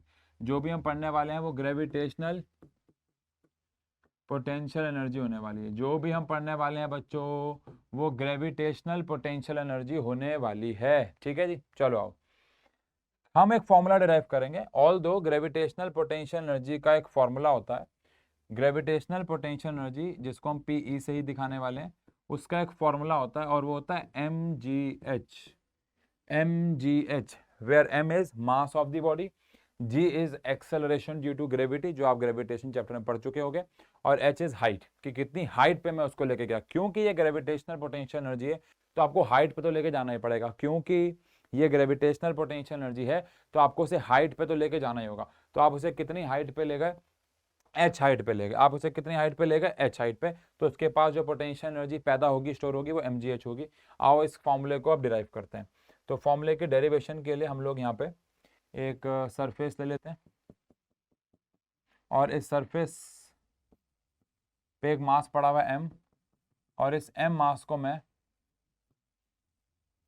h हाइट पे, इस m मास को मैं h हाइट पे, कैपिटल H नहीं स्मॉल h हाइट पे ले गया। तो कितनी अच्छा ऊपर जाते आते हमारा मास बड़ा भी हो गया। अरे यार भावनाएं समझा करो, बस भावनाएं। बच्चा कहे सर ऊपर जाते तो मास फूल सा क्यों गया है? अरे यार तुम भी ना बीटी करते हो। चलो ठीक है, तो ये हमारे पास एक मास था, अभी भी वैसे फुला हुआ है बट अब ठीक है, बाबा नहीं बना रहा। ये मास है जो h हाइट पे चला गया है। अब ये कितनी पोटेंशियल एनर्जी पैदा करेगा अपने अंदर? आओ इसके फॉर्मूले को डिराइव करते हैं। तो बेसिकली हम वर्क डन निकाल लेते हैं और फिर वही बात, जो वर्क डन हम निकालेंगे वो पोटेंशियल एनर्जी की फॉर्म में स्टोर हो जाएगा। जब कोई ऑब्जेक्ट भाग रहा हो तो वर्क डन काइनेटिक एनर्जी की फॉर्म में स्टोर हो रहा था। जब कोई ऑब्जेक्ट भाग रहा था तो वर्क डन हमारा काइनेटिक एनर्जी की फॉर्म में स्टोर हो गया था, काइनेटिक एनर्जी के फॉर्म में रिप्रेजेंट हो रहा था। अब जब ऑब्जेक्ट ऊंचाई पे जाएगा तो जो भी वर्क हम करेंगे वो पोटेंशियल एनर्जी की फॉर्म में स्टोर हो जाएगा। तो वर्क डन का फॉर्मूला क्या होता है? वर्क डन का फॉर्मूला होता है फोर्स इनटू में डिस्प्लेसमेंट। अब फोर्स हम जो क्या लगाएंगे, मैंने आपको उस दिन बताया था, मैंने कहा था चाहे लिख भी लो। जब भी हम उस दिन मतलब आज ही इसी चैप्टर में, इसी से पहले हमने बताया था कि जब भी हम अगेंस्ट दी ग्रेविटी जाते हैं तो जो फोर्स लगाते हैं वो वेट के बराबर ही होती है। तो फोर्स जो है वो वेट के बराबर होगी और वेट हमारे पास क्या हो जाएगा? mg। एक्चुअली मैं यहाँ पे इससे पहले लिख देता हूँ एक स्टेप और, ताकि आपकी कंफ्यूजन ना हो। तो फोर्स की जगह मैं यहाँ पे वेट लिख देता हूँ। है ना भाई, ध्यान रहे फोर्स की जगह मैं वेट लिख रहा हूँ इनटू में डिस्प्लेसमेंट। अब वेट जो होता है वो हमारे पास mg होता है, और डिस्प्लेसमेंट हमने कितना कराया, हम उसे जमीन से कितना ऊपर ले गए, h ऊपर ले गए, तो कुल मिला के वर्क डन हमारे पास आ जाएगा mgh।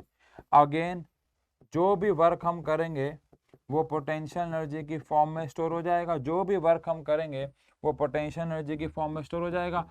तो पोटेंशियल एनर्जी कुल मिला के हमारे पास आ जाएगी mgh। ये हमारे पास पोटेंशियल एनर्जी का फॉर्मूला आ गया। यहाँ पे m क्या है, मास ऑफ द बॉडी, g क्या है, एक्सेलरेशन ड्यू टू ग्रेविटी, अगर हम सरफेस पे अर्थ के इसकी 9.8 होती है, और h क्या है, हाइट। h क्या है बच्चों, हाइट है। तो पोटेंशियल एनर्जी का फॉर्मूला हमारे पास आ गया mgh। क्या आ गया, mgh, ठीक है। अब इसके ऊपर कुछ न्यूमेरिकल करके इस फॉर्मूले को थोड़ा सा समझेंगे बच्चों। अगेन एनसीईआरटी के क्वेश्चन है, बहुत इजी। कह रहे हैं एक ऑब्जेक्ट है जिसका मास हमारे पास 10 किलो है, और उसको हम 6 मीटर की हाइट पे ले गए। अगर g की वैल्यू आपको 9.8 मीटर पर सेकेंड स्क्वायर लेनी है, तो आपको पोटेंशियल एनर्जी निकालनी है। नर्सरी क्लास का सवाल। पोटेंशियल एनर्जी का फॉर्मूला होता है mgh। मास कितना हमारे पास 10 है, g कितना हमारे पास 9.8 है, और हाइट h कितनी हमारे पास 6 है।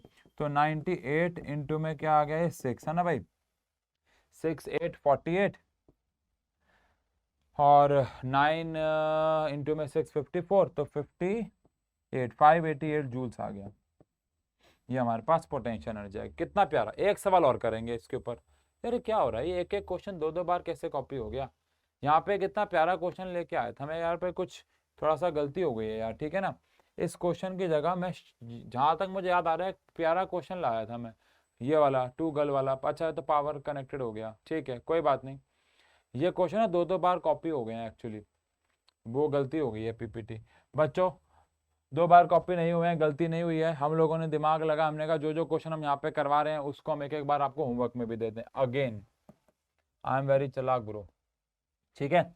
इसको एडिट करवा देंगे, इसको एडिट करवा देंगे, नहीं कराएंगे, मजाक कर रहे हैं, एडिट क्यों कराएंगे। क्वेश्चन आ गया दोबारा कर लेना, कोई दिक्कत नहीं है, ठीक है जी, ओके।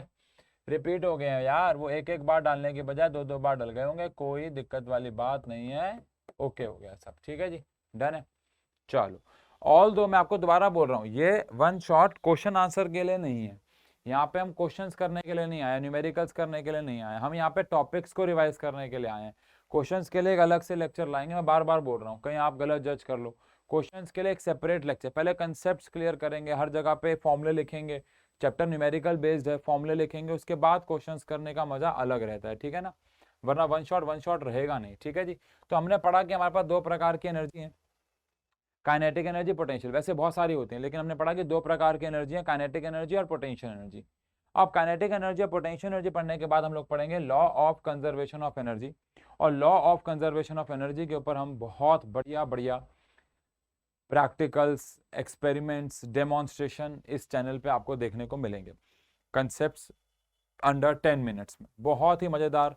पेंडुलम की एनर्जी कंजर्वेशन के बारे में बात करेंगे हम लोग, बहुत इंटरेस्टिंग फिनोमिना के बारे में बात करेंगे, और बड़ा अच्छा लगेगा आपको वो एक्सपेरिमेंट देख के। मैं हमेशा ऑफलाइन में करवाता हूँ, इस बार हम यहाँ पे, पर उसके लिए बच्चे चाहिए होते हैं, तो वो एक्सपेरिमेंट हम बच्चों के बजाय यहाँ पे टीचर के साथ करेंगे, ठीक है। आप बस कमेंट सेक्शन में बताइएगा कि कौन से टीचर के साथ वो एक्सपेरिमेंट करना है, ठीक है। टाइम स्टैम्प पे कमेंट सेक्शन के साथ बताइएगा जल्दी से कि आप क्या किसी एक के साथ करेंगे, बिकॉज सारे वहाँ पे इन्वॉल्व ना हो, किसी एक टीचर के साथ हम वो एक्सपेरिमेंट करेंगे। अब आपको बताना है कि वो किसके साथ करें। हम आपके चैनल पर जो जो टीचर्स पढ़ा रहे हैं उनमें से आप कोई भी एक टीचर के बारे में बता दो, उनसे हम जिनके सबसे ज़्यादा वोट आए उनके साथ हम ये एक्सपेरिमेंट करेंगे, ठीक है। चलो आओ बात करते हैं law of conservation of energy की।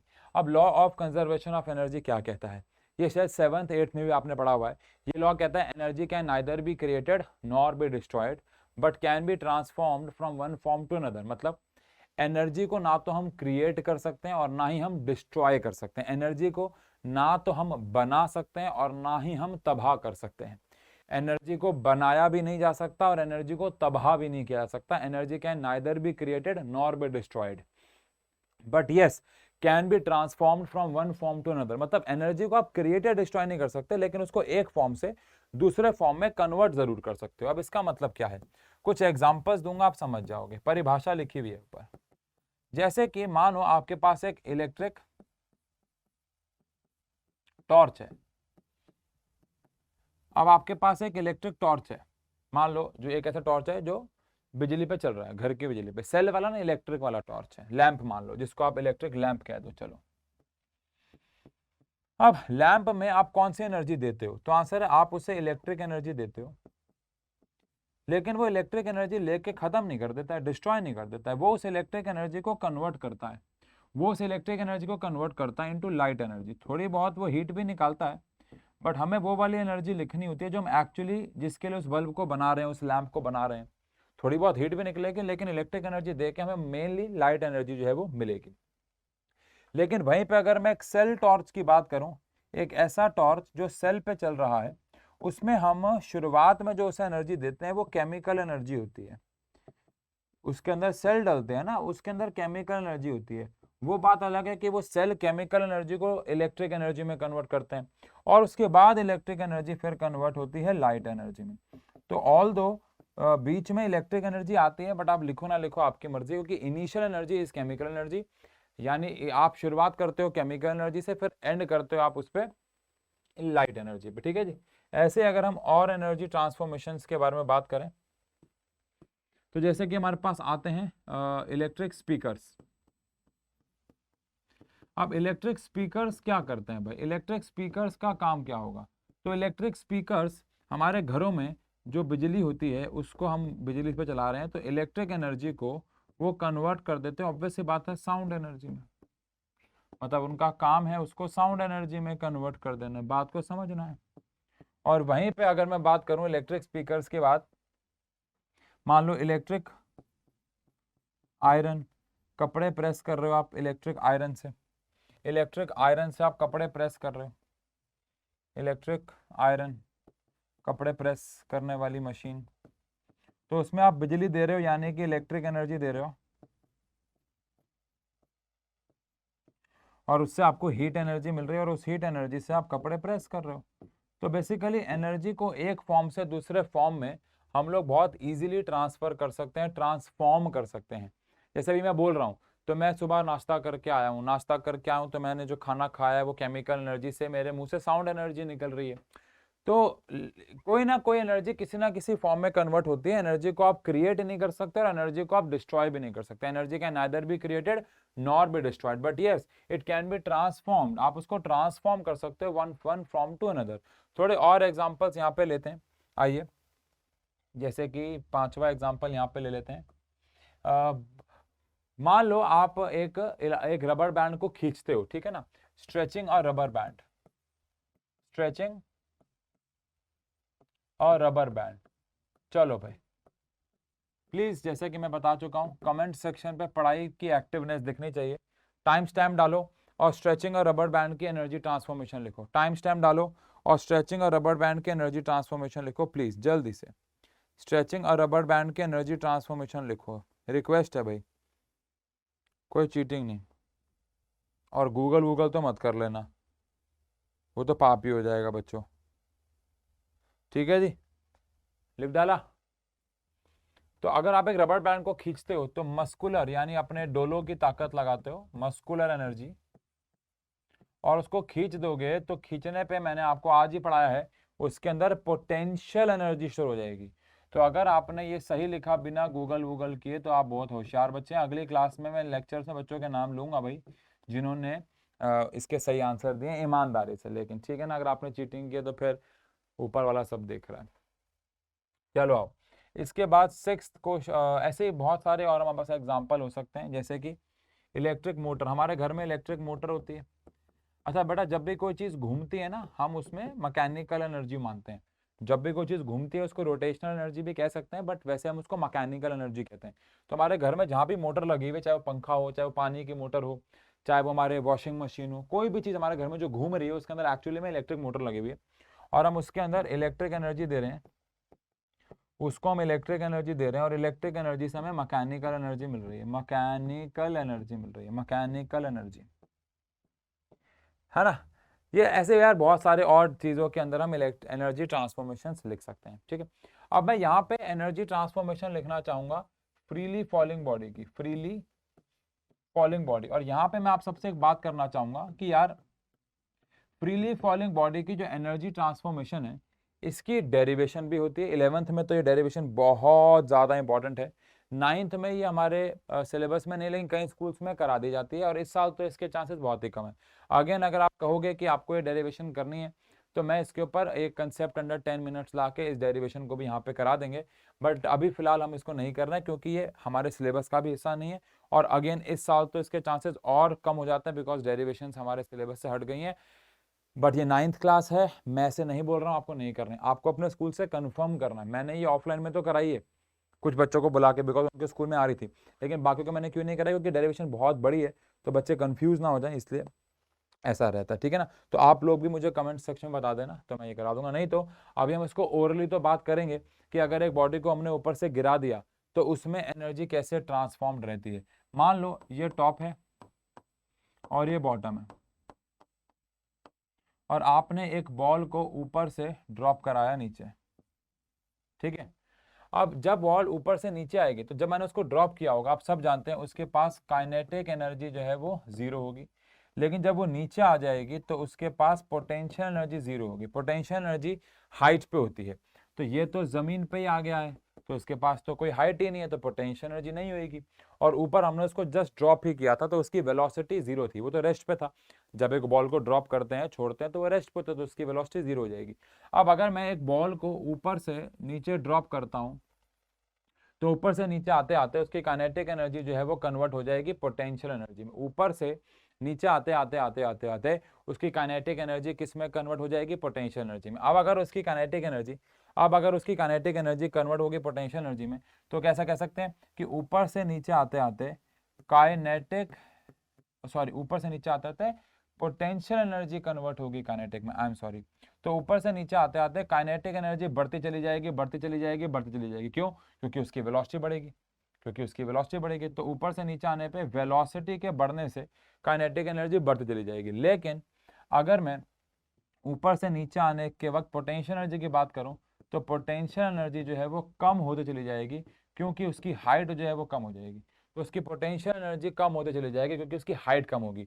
तो क्या ऐसा कह सकते हैं कि फ्रॉम टॉप टू बॉटम ऊपर से नीचे, फ्रॉम टॉप टू बॉटम ऊपर से नीचे अगर मैं आता हूं, फ्रॉम टॉप टू बॉटम आता हूं, ऊपर से नीचे अगर मैं आता हूं, फ्रॉम टॉप टू बॉटम आता हूं, तो जो काइनेटिक एनर्जी है वो बढ़ेगी लेकिन पोटेंशियल एनर्जी कम होगी। लेकिन फ्रॉम बॉटम टू टॉप यानी अगर मैं नीचे से ऊपर जाता हूं तो काइनेटिक एनर्जी जो है वो कम होगी लेकिन पोटेंशियल एनर्जी बढ़ेगी, लेकिन टोटल एनर्जी कांस्टेंट रहेगी। तो इसका मतलब है जब एक बॉडी फ्री फॉल कर रही है, जब एक बॉडी फ्री फॉल कर रही है मतलब वो फ्रीली ऊपर से नीचे गिर रही है तो उसकी टोटल एनर्जी कांस्टेंट रह रही है, लेकिन ऊपर से नीचे आते वक्त काइनेटिक एनर्जी जो है वो बढ़ रही है लेकिन पोटेंशियल कम हो रही है।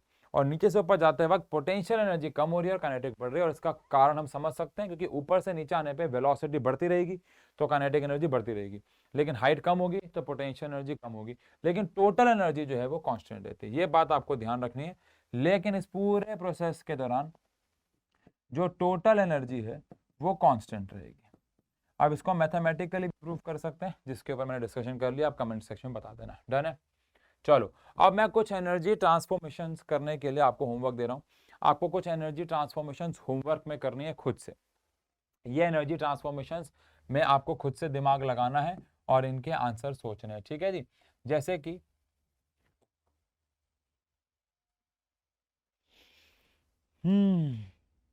इनके आंसर कैसे वेरीफाई करेंगे हम, बताओ। ऐसा करते हैं, चलो इनको मैं यहां लिखता हूं, फिर आप वीडियो को पॉज कर लेना तो ईमानदारी वाली बात रहेगी, ठीक है। अब ये देखो, वैसे मुझे आपको होमवर्क देने थे लेकिन अब मेरे को एकदम से दिमाग में आइडिया आया कि मैं आपको ये दे तो दूं, लेकिन आप इसके आंसर कैसे चेक करोगे आपने सही किए कि नहीं। देखो ईमानदारी वाली बात तो वही है। तो जैसे मैं इनको दूंगा आपको मैं बोलूंगा प्लीज़ वीडियो को पॉज करो, आप लोग ईमानदारी की बात है वीडियो को पॉज करेंगे, प्लीज़ रिक्वेस्ट है। और उसके बाद फिर आप इसका करेंगे आंसर और फिर चेक करेंगे, ठीक है। चलो सबसे पहले अगर मैं बात करूं riding a bicycle,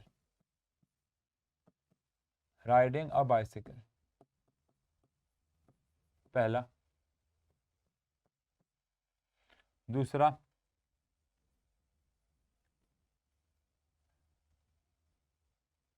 electric bell, जो हमारे घर में घंटी लगी होती है, इलेक्ट्रिक बेल। तीसरा इलेक्ट्रिक फैन, 5 दूंगा, ठीक है ना। चौथा जंपिंग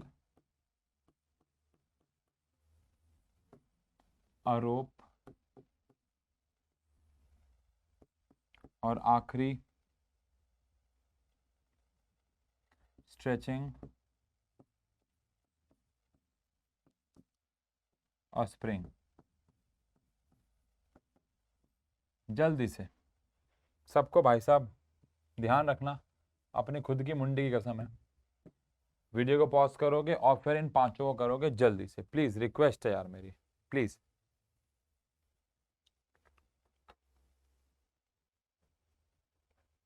आई होप आपने किया हो। राइडिंग अ बाइसिकल में आपने मस्कुलर एनर्जी लगाई होगी और मस्कुलर एनर्जी से आपने साइकिल को चलाया होगा, सबसे पहले पैडल घुमा होगा, तो इसलिए मैकेनिकल एनर्जी लिखना होता है। आप में से हो सकता है कुछ बच्चों ने यहाँ पे काइनेटिक एनर्जी भी लिख दिया हो क्योंकि वो भागा हुआ, तो मेरे हिसाब से काइनेटिक एनर्जी लिखने के कई टीचर्स मार्क्स काट सकते हैं, क्योंकि ये बाइसिकल जिम वाली भी हो सकती है जिसको आप राइड कर रहे हो लेकिन वो चल नहीं रही है, उसका टायर एक जगह पे घूम रहा है, वो साइकिल भी हो सकती है। तो इसीलिए आपको ये ध्यान रखना है कि हमेशा बाइसाइकिल वाले केस में मैकेनिकल करो। अगर आपने काइनेटिक एनर्जी की है तो आपकी गलती नहीं है, आपने अपने हिसाब से सही सोच से काम किया है, बट वैसे मैकेनिकल आएगा, ठीक है। इलेक्ट्रिक बेल तो यार बहुत सिंपल, अगर आपने ये भी गलत किया तो गड़बड़ी हो रही है। अब इलेक्ट्रिक बेल में इलेक्ट्रिक एनर्जी को हम साउंड एनर्जी में कन्वर्ट कर देते हैं, साउंड एनर्जी में। इलेक्ट्रिक फैन बहुत सिंपल है, इसको हम इलेक्ट्रिक एनर्जी से, अब यहाँ पे हो सकता है आपने विंड एनर्जी लिखा हो, बट एक्चुअली वो हवा बनाता नहीं है, समझो, वो तो बस घूमता है जिसकी वजह से हवा फ्लो होना शुरू हो जाती है। तो इलेक्ट्रिक एनर्जी को वो एक्चुअली मैकेनिकल एनर्जी में कन्वर्ट करता है। हाँ, अब आप मैकेनिकल एनर्जी के आगे चाहो तो विंड लिख सकते हो, बट फैन का काम घूमना होता है, हवा फेंकना नहीं होता। उसके घूमने से हवा आती है, ये अलग बात है यार, बात को समझो, तो मैकेनिकल एनर्जी आएगा। जंपिंग रोप, पूरी ताकत लगाए अपने अपने डोलों की, पैर के डोले, पैर के डोले ये क्या होता है, पैर के डोले क्या होता है।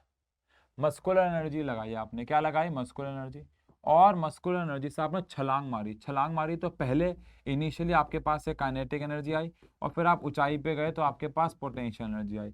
अब वो अलग बात है, ऊपर से नीचे आओगे तो वापस से पोटेंशियल काइनेटिक, बट वो तो चलता ही रहेगा, ठीक है जी। स्ट्रेचिंग स्प्रिंग, तो आई होप आप सभी ने सही किया हो भाई, ये गलत करा तो मजा नहीं आएगा। मस्कुलर एनर्जी, मस्कुलर एनर्जी से पोटेंशियल एनर्जी, अब अगर आपने ये भी गलत किया तो यार गड़बड़ी हो जाएगी, क्योंकि मस्कुलर एनर्जी आपने खींचा है, रबर बैंड को जैसे खींचा था, अभी हमने यहाँ पे स्प्रिंग को खींच दिया तो पोटेंशियल एनर्जी में कन्वर्ट हो जाएगी। ये भी गलत किया तो दिल टूट जाएगा यार, दिल के 2 टुकड़े हो जाएंगे अगर आपने ये भी गलत किया होगा तो। डन, ठीक है, ओके।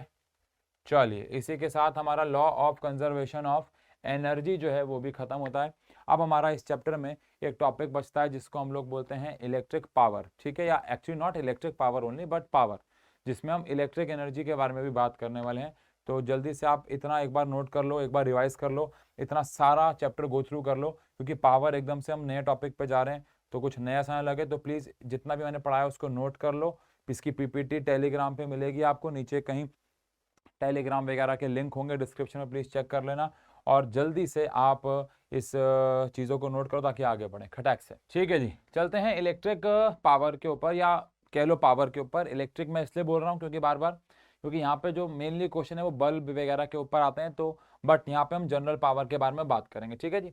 तो पावर और उसकी यूनिट्स के बारे में बात करने से पहले मैं यहाँ पे आपसे एक सवाल पूछूंगा, ठीक है जी। 2 दोस्त हैं, रमेश और सुरेश, 2 दोस्त हैं रमेश और सुरेश, आप सब जानते हैं ये बहुत फेमस नाम है। रमेश जो है वो 5 पुशअप्स मारता है और सुरेश जो है वो 10 पुशअप्स मारता है। रमेश माउंट एवरेस्ट चढ़ता है सिर्फ आधा और सुरेश चढ़ जाता है पूरा।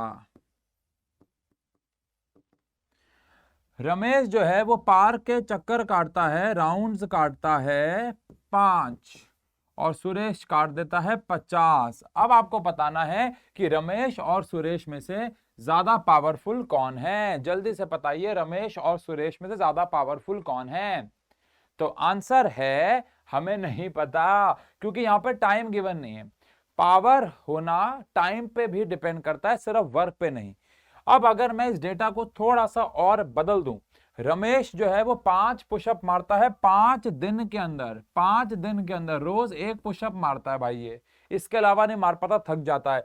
सुरेश 10 पुशअप मार लेता है 10 सेकंड के अंदर। अब बताओ, तो ज्यादा ताकतवर तो सुरेश ही लग रहा है। लेकिन अगर इस डेटा को इस प्रकार से रिप्रेजेंट किया जाए कि रमेश जो है, अब देखो हम सारा वक्त बदल देंगे, जज्बात बदल देंगे, इरादे बदल देंगे। कैसे? मान लो रमेश 5 पुशअप मारता है 5 सेकंड के अंदर, लेकिन सुरेश 10 पुशअप्स मारता है पूरे 1 दिन के अंदर। अब बताओ आप कौन ज्यादा ताकतवर हुआ। तो आंसर है रमेश हुआ। रमेश माउंट एवरेस्ट चढ़ता है आधा, और आधा माउंट एवरेस्ट चढ़ जाता है ये 1 दिन के अंदर। वहीं पे सुरेश पूरा माउंट एवरेस्ट चढ़ता है, लेकिन उसे 1 साल लग जाते हैं। रोज कुछ चलता है रुक जाता है, रोज कुछ चलता है रुक जाता है। तो ज्यादा ताकतवर कौन हुआ? रमेश। रमेश पार्क के 4 चक्कर 5 चक्कर काट रहा है, और ये काट रहा है सिर्फ 10 मिनट के अंदर। सुरेश 50 चक्कर काट रहा है, लेकिन उसको 1 साल लग रहा है। तो अब आप बताओ कौन, मतलब ऐसे डेटा दे रहा हूं, अब आप बताओ कौन ज्यादा ताकतवर हो। तो ऑब्वियस से बात, ताकतवर कौन हुआ? रमेश। यानी कि बच्चों, जो ताकत है, जो पावर है, वो इस पर डिपेंड नहीं करती कि आप कितना काम कर रहे हो, वो इस पर डिपेंड करती है कि आप कितना काम कर रहे हो कम से कम समय में। This is called power. तो power is rate of doing work. Power is nothing but rate of doing work. आप कितना काम कर रहे हो कम से कम समय में, इसे हम लोग पावर कहते हैं, रेट ऑफ डूइंग वर्क, है ना। तो पावर होता है, अगर मैं मैथमेटिकली बात करूं तो पावर होता है कितना वर्क आप कर रहे हो पर यूनिट टाइम। पावर होता है कितना वर्क आप कर रहे हो पर यूनिट टाइम। और वर्क और एनर्जी हमने आपको बताया इस चैप्टर में एक ही है। तो ये हो गया एनर्जी अपॉन में टाइम। कितना वर्क कर रहे हो अपॉन में टाइम, इसको मैं एनर्जी अपॉन में टाइम भी कह सकता हूं। तो ये हो गया हमारे पास पावर। ठीक है जी, ठीक है जी, ठीक है। सिर्फ वो ज्यादा ताकतवर नहीं है जो ज्यादा काम करे, ज्यादा ताकतवर वो है जो कम समय में ज्यादा से ज्यादा काम करे। अब आप बताओ, मेरे पास एक गाड़ी है जो 60 किलोमीटर पर आवर तक दौड़ती है, आपकी गाड़ी है जो 100 किलोमीटर पर आवर तक दौड़ती है। तो किसकी ताकतवर हुई? मेरी गाड़ी 60 किलोमीटर पर आवर तक पहुंचती है सिर्फ 6 सेकंड में। आपकी गाड़ी 100 किलोमीटर पर आवर तक पहुंची, लेकिन उसे पहुंचने में 1 घंटा लग गया। तो फिर वो कैसी अच्छी पावरफुल गाड़ी हुई? नहीं बेटा, नहीं हुई। तो कहने का मतलब यह है कि पावर एनर्जी कंज्यूम के साथ साथ टाइम पे भी डिपेंड करता है। अब मैं आपसे ऐसे पूछूं कि आपके घर में सबसे ज्यादा एनर्जी कौन कंज्यूम कर रहा होगा? आपके घर में कौन सा इलेक्ट्रॉनिक अप्लायंस है ऐसा जो सबसे ज्यादा एनर्जी कंज्यूम कर रहा है पूरे 1 महीने में? 1 महीने में सबसे ज्यादा बिजली आपके घर में कौन कंज्यूम कर रहा है?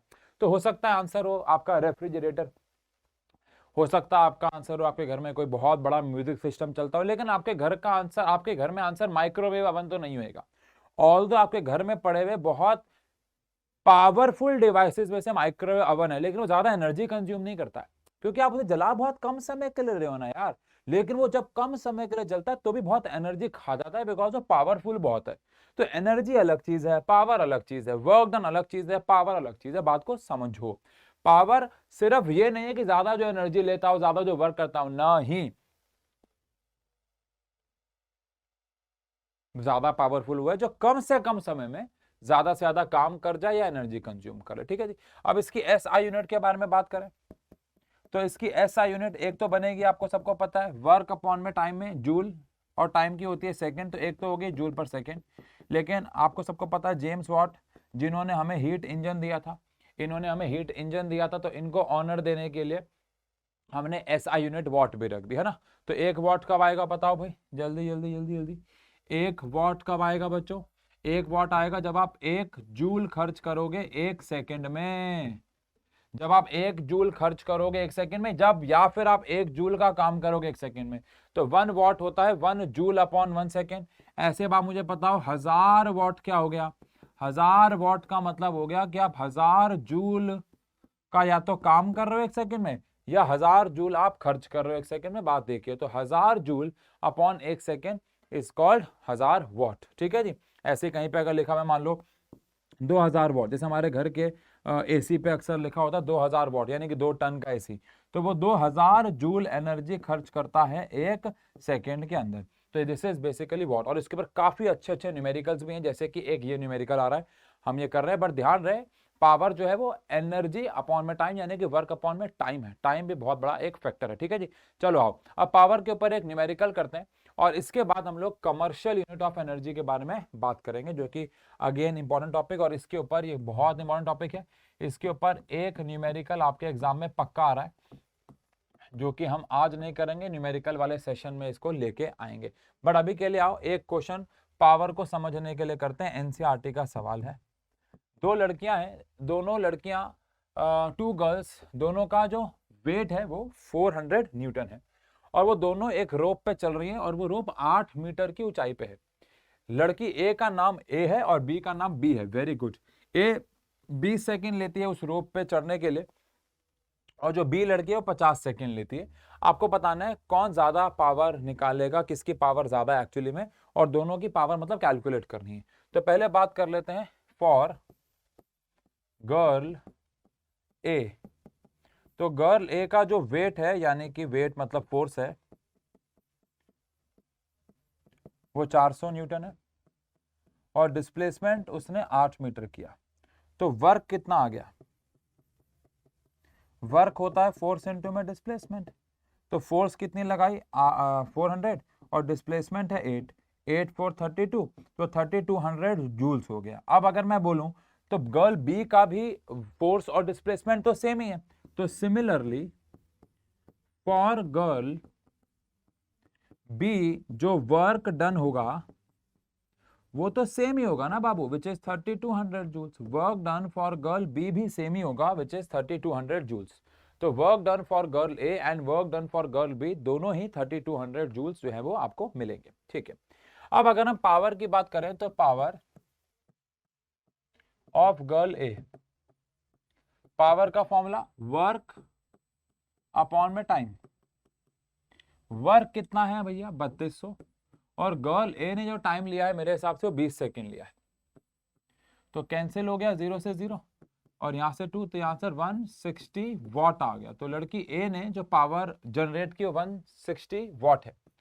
और ऐसे ही पावर ऑफ गर्ल बी की बात करें तो फॉर्मूला हमारे पास वही, वर्क कितना किया उसने अपॉन में टाइम आएगा। वर्क हमारे पास 3200 है, लेकिन टाइम जो है गर्ल बी का वो 50 सेकेंड्स है, 50 सेकेंड्स, तो 0 से 0 कैंसिल हो गया। और यहाँ पे अगर हम इसको काटें तो ये 64 आ जाएगा, शायद 64 वॉट आ जाएगा, जो कि क्लियर है कि भाई hence girl A is producing more power than B. ठीक है जी। तो गर्ल ए का जलवा है, आप ऐसा कह सकते हैं। वो 20 सेकेंड में ही वो रोप चढ़ गए, लेकिन गर्ल बी जो है वो बेचारी थोड़ी सी कमजोर निकली, कोई बात नहीं, ऐसा हो जाता है। और ओके, ठीक है जी। तो वर्क अपॉन में टाइम करने से आपको बेसिकली जो है वो एनर्जी अपॉन टाइम या वर्क अपॉन टाइम से आपको पावर मिलती है, ठीक है। तो कंसेप्ट अंडर 10 मिनट्स का मुझे इंतजार है, जहाँ पे हम बड़े अच्छे अच्छे इसमें कंसेप्ट को और देखने वाले हैं। But commercial unit of energy जो कि इस चैप्टर का आखिरी लेकिन बहुत इंपॉर्टेंट टॉपिक है, और यकीन मानिए इसके ऊपर न्यूमेरिकल आपको एग्जाम में जरूर मिलने वाले हैं। तो उनके न्यूमेरिकल को करने से पहले कंसेप्ट को अपने अंदर बसा लेना है, अच्छे से बसाने के बाद जो है वो आप न्यूमेरिकल वाला सेशन देखिएगा जब हम उसको अपलोड करेंगे, ठीक है जी। चलिए अभी उससे पहले कमर्शियल यूनिट ऑफ एनर्जी क्या होता है? देखो एनर्जी को हम जूल्स में नापते हैं, लेकिन अगर मैं ऐसे बात करूं कि रोजमर्रा के जीवन में आपके हिसाब से डेली लाइफ में आप अपने घर में कितनी एनर्जी यूज कर लेते हो एक दिन में जूल्स में? गैस करके बताओ, कमेंट सेक्शन पे लिखो टाइम स्टैम्प के साथ कि एक दिन में आपके हिसाब से, एक दिन में एक एवरेज घर मतलब 1-2 एसी लगे हुए हैं, 10-12 ट्यूबलाइट लगे हुए हैं, 3-4 पंखे लगे हुए हैं, एक वॉशिंग मशीन है, फ्रिज है, माइक्रोवेव अवन है, बेसिक घर की जो बिजली की रिक्वायरमेंट है, वो आपके हिसाब से एक दिन में कितने जूल्स होगी? एक गैस मारो,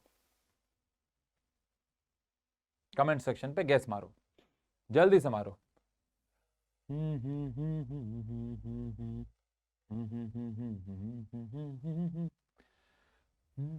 ठीक है जी, मारा? गैस मारो भाई। तो आंसर है करोड़ों जूल। कैसे भाई, ये कैसे हो गया? अगर मैं एक बहुत छोटा सा एग्जांपल दूं, एक एसी 2000 वॉट का होता है और पावर का फॉर्मूला एनर्जी अपॉन टाइम होता है। अब अगर एक एसी 2000 वॉट का होता है और पावर का फॉर्मूला एनर्जी अपॉन टाइम है, तो 1 घंटे के लिए अगर आपने एसी चलाया तो 1 घंटे में 3600 सेकेंड होते हैं। तो अगर आप इसको मल्टीप्लाई कर दोगे तो कुल मिला के आपकी जो एनर्जी है वो 72 लाख जूल आ जाएगी। यानी भाई साहब 2000 वॉट का एसी 1 घंटे के अंदर 72 लाख जूल एनर्जी खर्च कर लेता है। तो सोचो एक दिन के अंदर आपका पूरा घर के सारे अप्लायंसेस मिलके कितनी एनर्जी यूज करते होंगे, आपको पता ही आंसर करोड़ों खरबों में पहुंच जाएगा। अब आप सोचो तो एक दिन की बात हुई, अब एक महीने में आप जूल्स में कितनी एनर्जी खर्च कर लेते होगे, इसकी तो कोई गिनती नहीं है। यानी यार इसका मतलब यह है कि घर में एनर्जी जूल्स में निकालना सही ऑप्शन नहीं होगा। घर के अंदर एनर्जी जूल्स में निकालना एक सही ऑप्शन नहीं होगा। रीजन, क्योंकि अगर हम एनर्जी को जूल्स में कैलकुलेट करेंगे तो बहुत बड़ी बड़ी वैल्यूज आएंगी। इसीलिए हमने घर में एनर्जी को जूल्स में निकालने के बजाय, घर से मेरा कहने का मतलब है जब हम बिजली का बिल दे रहे होते हैं तो सरकार बिजली को जूल्स में नहीं नापती, वो एक और यूनिट बनाती है, इसे कमर्शियल यूनिट ऑफ एनर्जी बोलते हैं, और वो होती है kilowatt hour. Commercial unit of energy जो कि बच्चों होती है किलो वॉट आवर, जिसको शो करते हैं K छोटा W बड़ा H छोटा। ठीक है जी। अब हमें यह शो करना है कि 1 किलोवाट आवर में 36 लाख जूल्स होते हैं, वो अभी हम शो करेंगे। लेकिन आपको यह पता होना चाहिए कि 1 किलोवाट आवर के अंदर 36 लाख जूल्स होते हैं। यानी कि अगर मैं अपने घर में 1 किलोवाट आवर खर्च करता हूं तो मैं बेसिकली 36 लाख जूल एनर्जी खर्च कर रहा हूं। तो कितना आसान हो जाएगा, देखो 36 lakh joules is equal to 1 kilowatt hour. So if I am using 72 lakh joules, so basically I am using 2 kilowatt hours. 3600 seconds, 1 घंटा। बात एक ही है। 1000 ग्राम 1 किलो, बात एक ही है। बात को समझो, कंसेप्ट वही है, भावनाएं अलग हैं। तो 1 किलोवाट आवर का मतलब 36 लाख जूल होता है। लेकिन बात तो एक ही है यार। देखो अगर आपकी मम्मी आपसे पूछे कि बेटा तेरी क्लास आज कितनी देर की है, और आप उनको बोल के आओ कि मम्मी मेरी क्लास आज 3600 सेकेंड की है, तो आपकी भावनाएं तो 1 घंटा ही कह रही है ना। आप ऐसा भी तो बोल सकते हो मेरी मम्मी आज क्लास 1/24 डेज की है, इसका मतलब भी तो 1 घंटा ही होता है। मम्मी मेरी क्लास आज 365 इंटू में 24 के 1 में इतने ईयर की है, बात तो 1 घंटा ही है भाई। अब 1 घंटे को आप ऐसे बोल लो, ऐसे बोल लो, ऐसे बोल लो, क्या फर्क पड़ता है? अल्टीमेटली द पॉइंट इज कि तमीज किस में है, आप बताओ मुझे। मम्मी मेरी क्लास 3600 सेकंड की है, चप्पल। मम्मी मेरी क्लास 1/24 घंटे की है, दिन की है, चप्पल। मम्मी मेरी क्लास इतने साल की है, चप्पल। तो 1 घंटा जब बनाया हुआ है, जब हमारे पास ऑप्शन नहीं होता तो अलग बात थी। अब ऐसे ही बेटा अगर मैं बिजली को अपने घर में जूल्स में नापने फिरूंगा तो लाखों करोड़ों, तो मैंने आपको बताया एक दिन में आपने एनर्जी खर्च कर दी है, तो फिर महीने में तो आप सोचो ना कितना जाएगा। तो इसीलिए हम घरों में बिजली को नापते हैं किलोवाट आवर में। लेकिन 1 किलोवाट आवर में 36 लाख जूल्स आए कैसे, इसको जरा एक बारी समझ लेते हैं। आओ, 1 किलोवाट आवर का मतलब 1 किलोवाट इंटू में 1 आवर, सिंपल। अब 1 किलोवाट, किलो का मतलब 1000 होता है, तो 1000 वाट इंटू में 1 आवर। आर का मतलब 3600 सेकेंड होता है, आर का मतलब 3600 सेकेंड होता है। अब 1000 वाट का मतलब हो गया 1000 जूल्स अपॉन में 1 सेकेंड इंटू में 3600 सेकेंड होता है। सेकेंड से सेकेंड कैंसिल हो गया, मुबारक हो बच्चों, 1 किलोवाट आवर आ गया 36 लाख जूल्स। 1 किलोवाट आवर आ गया 36 लाख जूल के बराबर। इसका मतलब यह है अगर आप 36 लाख जूल एनर्जी खर्च करोगे तो that is equal to 1 kilowatt hour. छोटा सा नोट का पॉइंट लिखता हूं, लेक्चर खत्म। अगर आपके पास बिजली किलोवाट आवर में है और आपको उसे जूल्स में कन्वर्ट करना है तो आप उसे 36 लाख से मल्टीप्लाई कर दोगे। और अगर आपको जूल से किलोवाट में जाना है तो आप 36 किलोवाट आवर में जाना है, सॉरी, तो 36 लाख से डिवाइड कर दोगे। As simple as that, done है, पॉइंट खत्म। अब क्या पेंडिंग है? इस चैप्टर के डेमोन्स्ट्रेशन कंसेप्ट अंडर 10 मिनट्स में आएंगे। अगर आप कहते हो डेरिवेशन तो वो कंसेप्ट 10 मिनट्स में आएगी। और इसके न्यूमेरिकल्स, इसके तो खासकर बड़े ही सेक्सी न्यूमेरिकल्स, बल्ब दे रखा है, बिजली का बिल निकालो। हमसे जो सरकार या हमारे यहाँ पे जो भी सर्विस प्रोवाइडर होता है वो पैसे किलोवाट आवर के लेता है आपसे, किलोवाट आवर के। आप 1 किलोवाट आवर खर्च करते हो, इसको 1 यूनिट बोलते हैं। उसके 3 रुपए 4 रुपए हर जगह पे अलग अलग रेट है और उसके हिसाब से पैसे ले ली जाते हैं। तो उसके ऊपर न्यूमेरिकल्स बहुत अच्छे होते हैं, जिसके लिए हम अलग से एक सेशन लाएंगे, हो सकता है कमिंग से, मतलब जो संडे आ रहा है उसके बाद वाले संडे पे एक। लेकिन तब तक आपको ये चैप्टर दिल और दिमाग दोनों से कंप्लीट कर लेना है, फिर हम मिलेंगे इसके आगे के लेक्चर के लिए। बट बच्चों, आज हमने फाइनली वन शॉट के अंदर इस पूरे चैप्टर को ढंग से नोट्स बनाना पीपीटी टेलीग्राम वगैरह पे मिल जाएगी, और वर्क एनर्जी खत्म किया है। और नोट्स ढंग से बना लेना, सारे फॉर्मूले एक जगह पे लिख लेना, समझ लेना, क्योंकि क्वेश्चन आंसर करने से पहले सारे फॉर्मूले आने चाहिए। ठीक है जी, तो जुड़े रहिए साइंस एंड फन 9-10 के साथ। Thank you so much.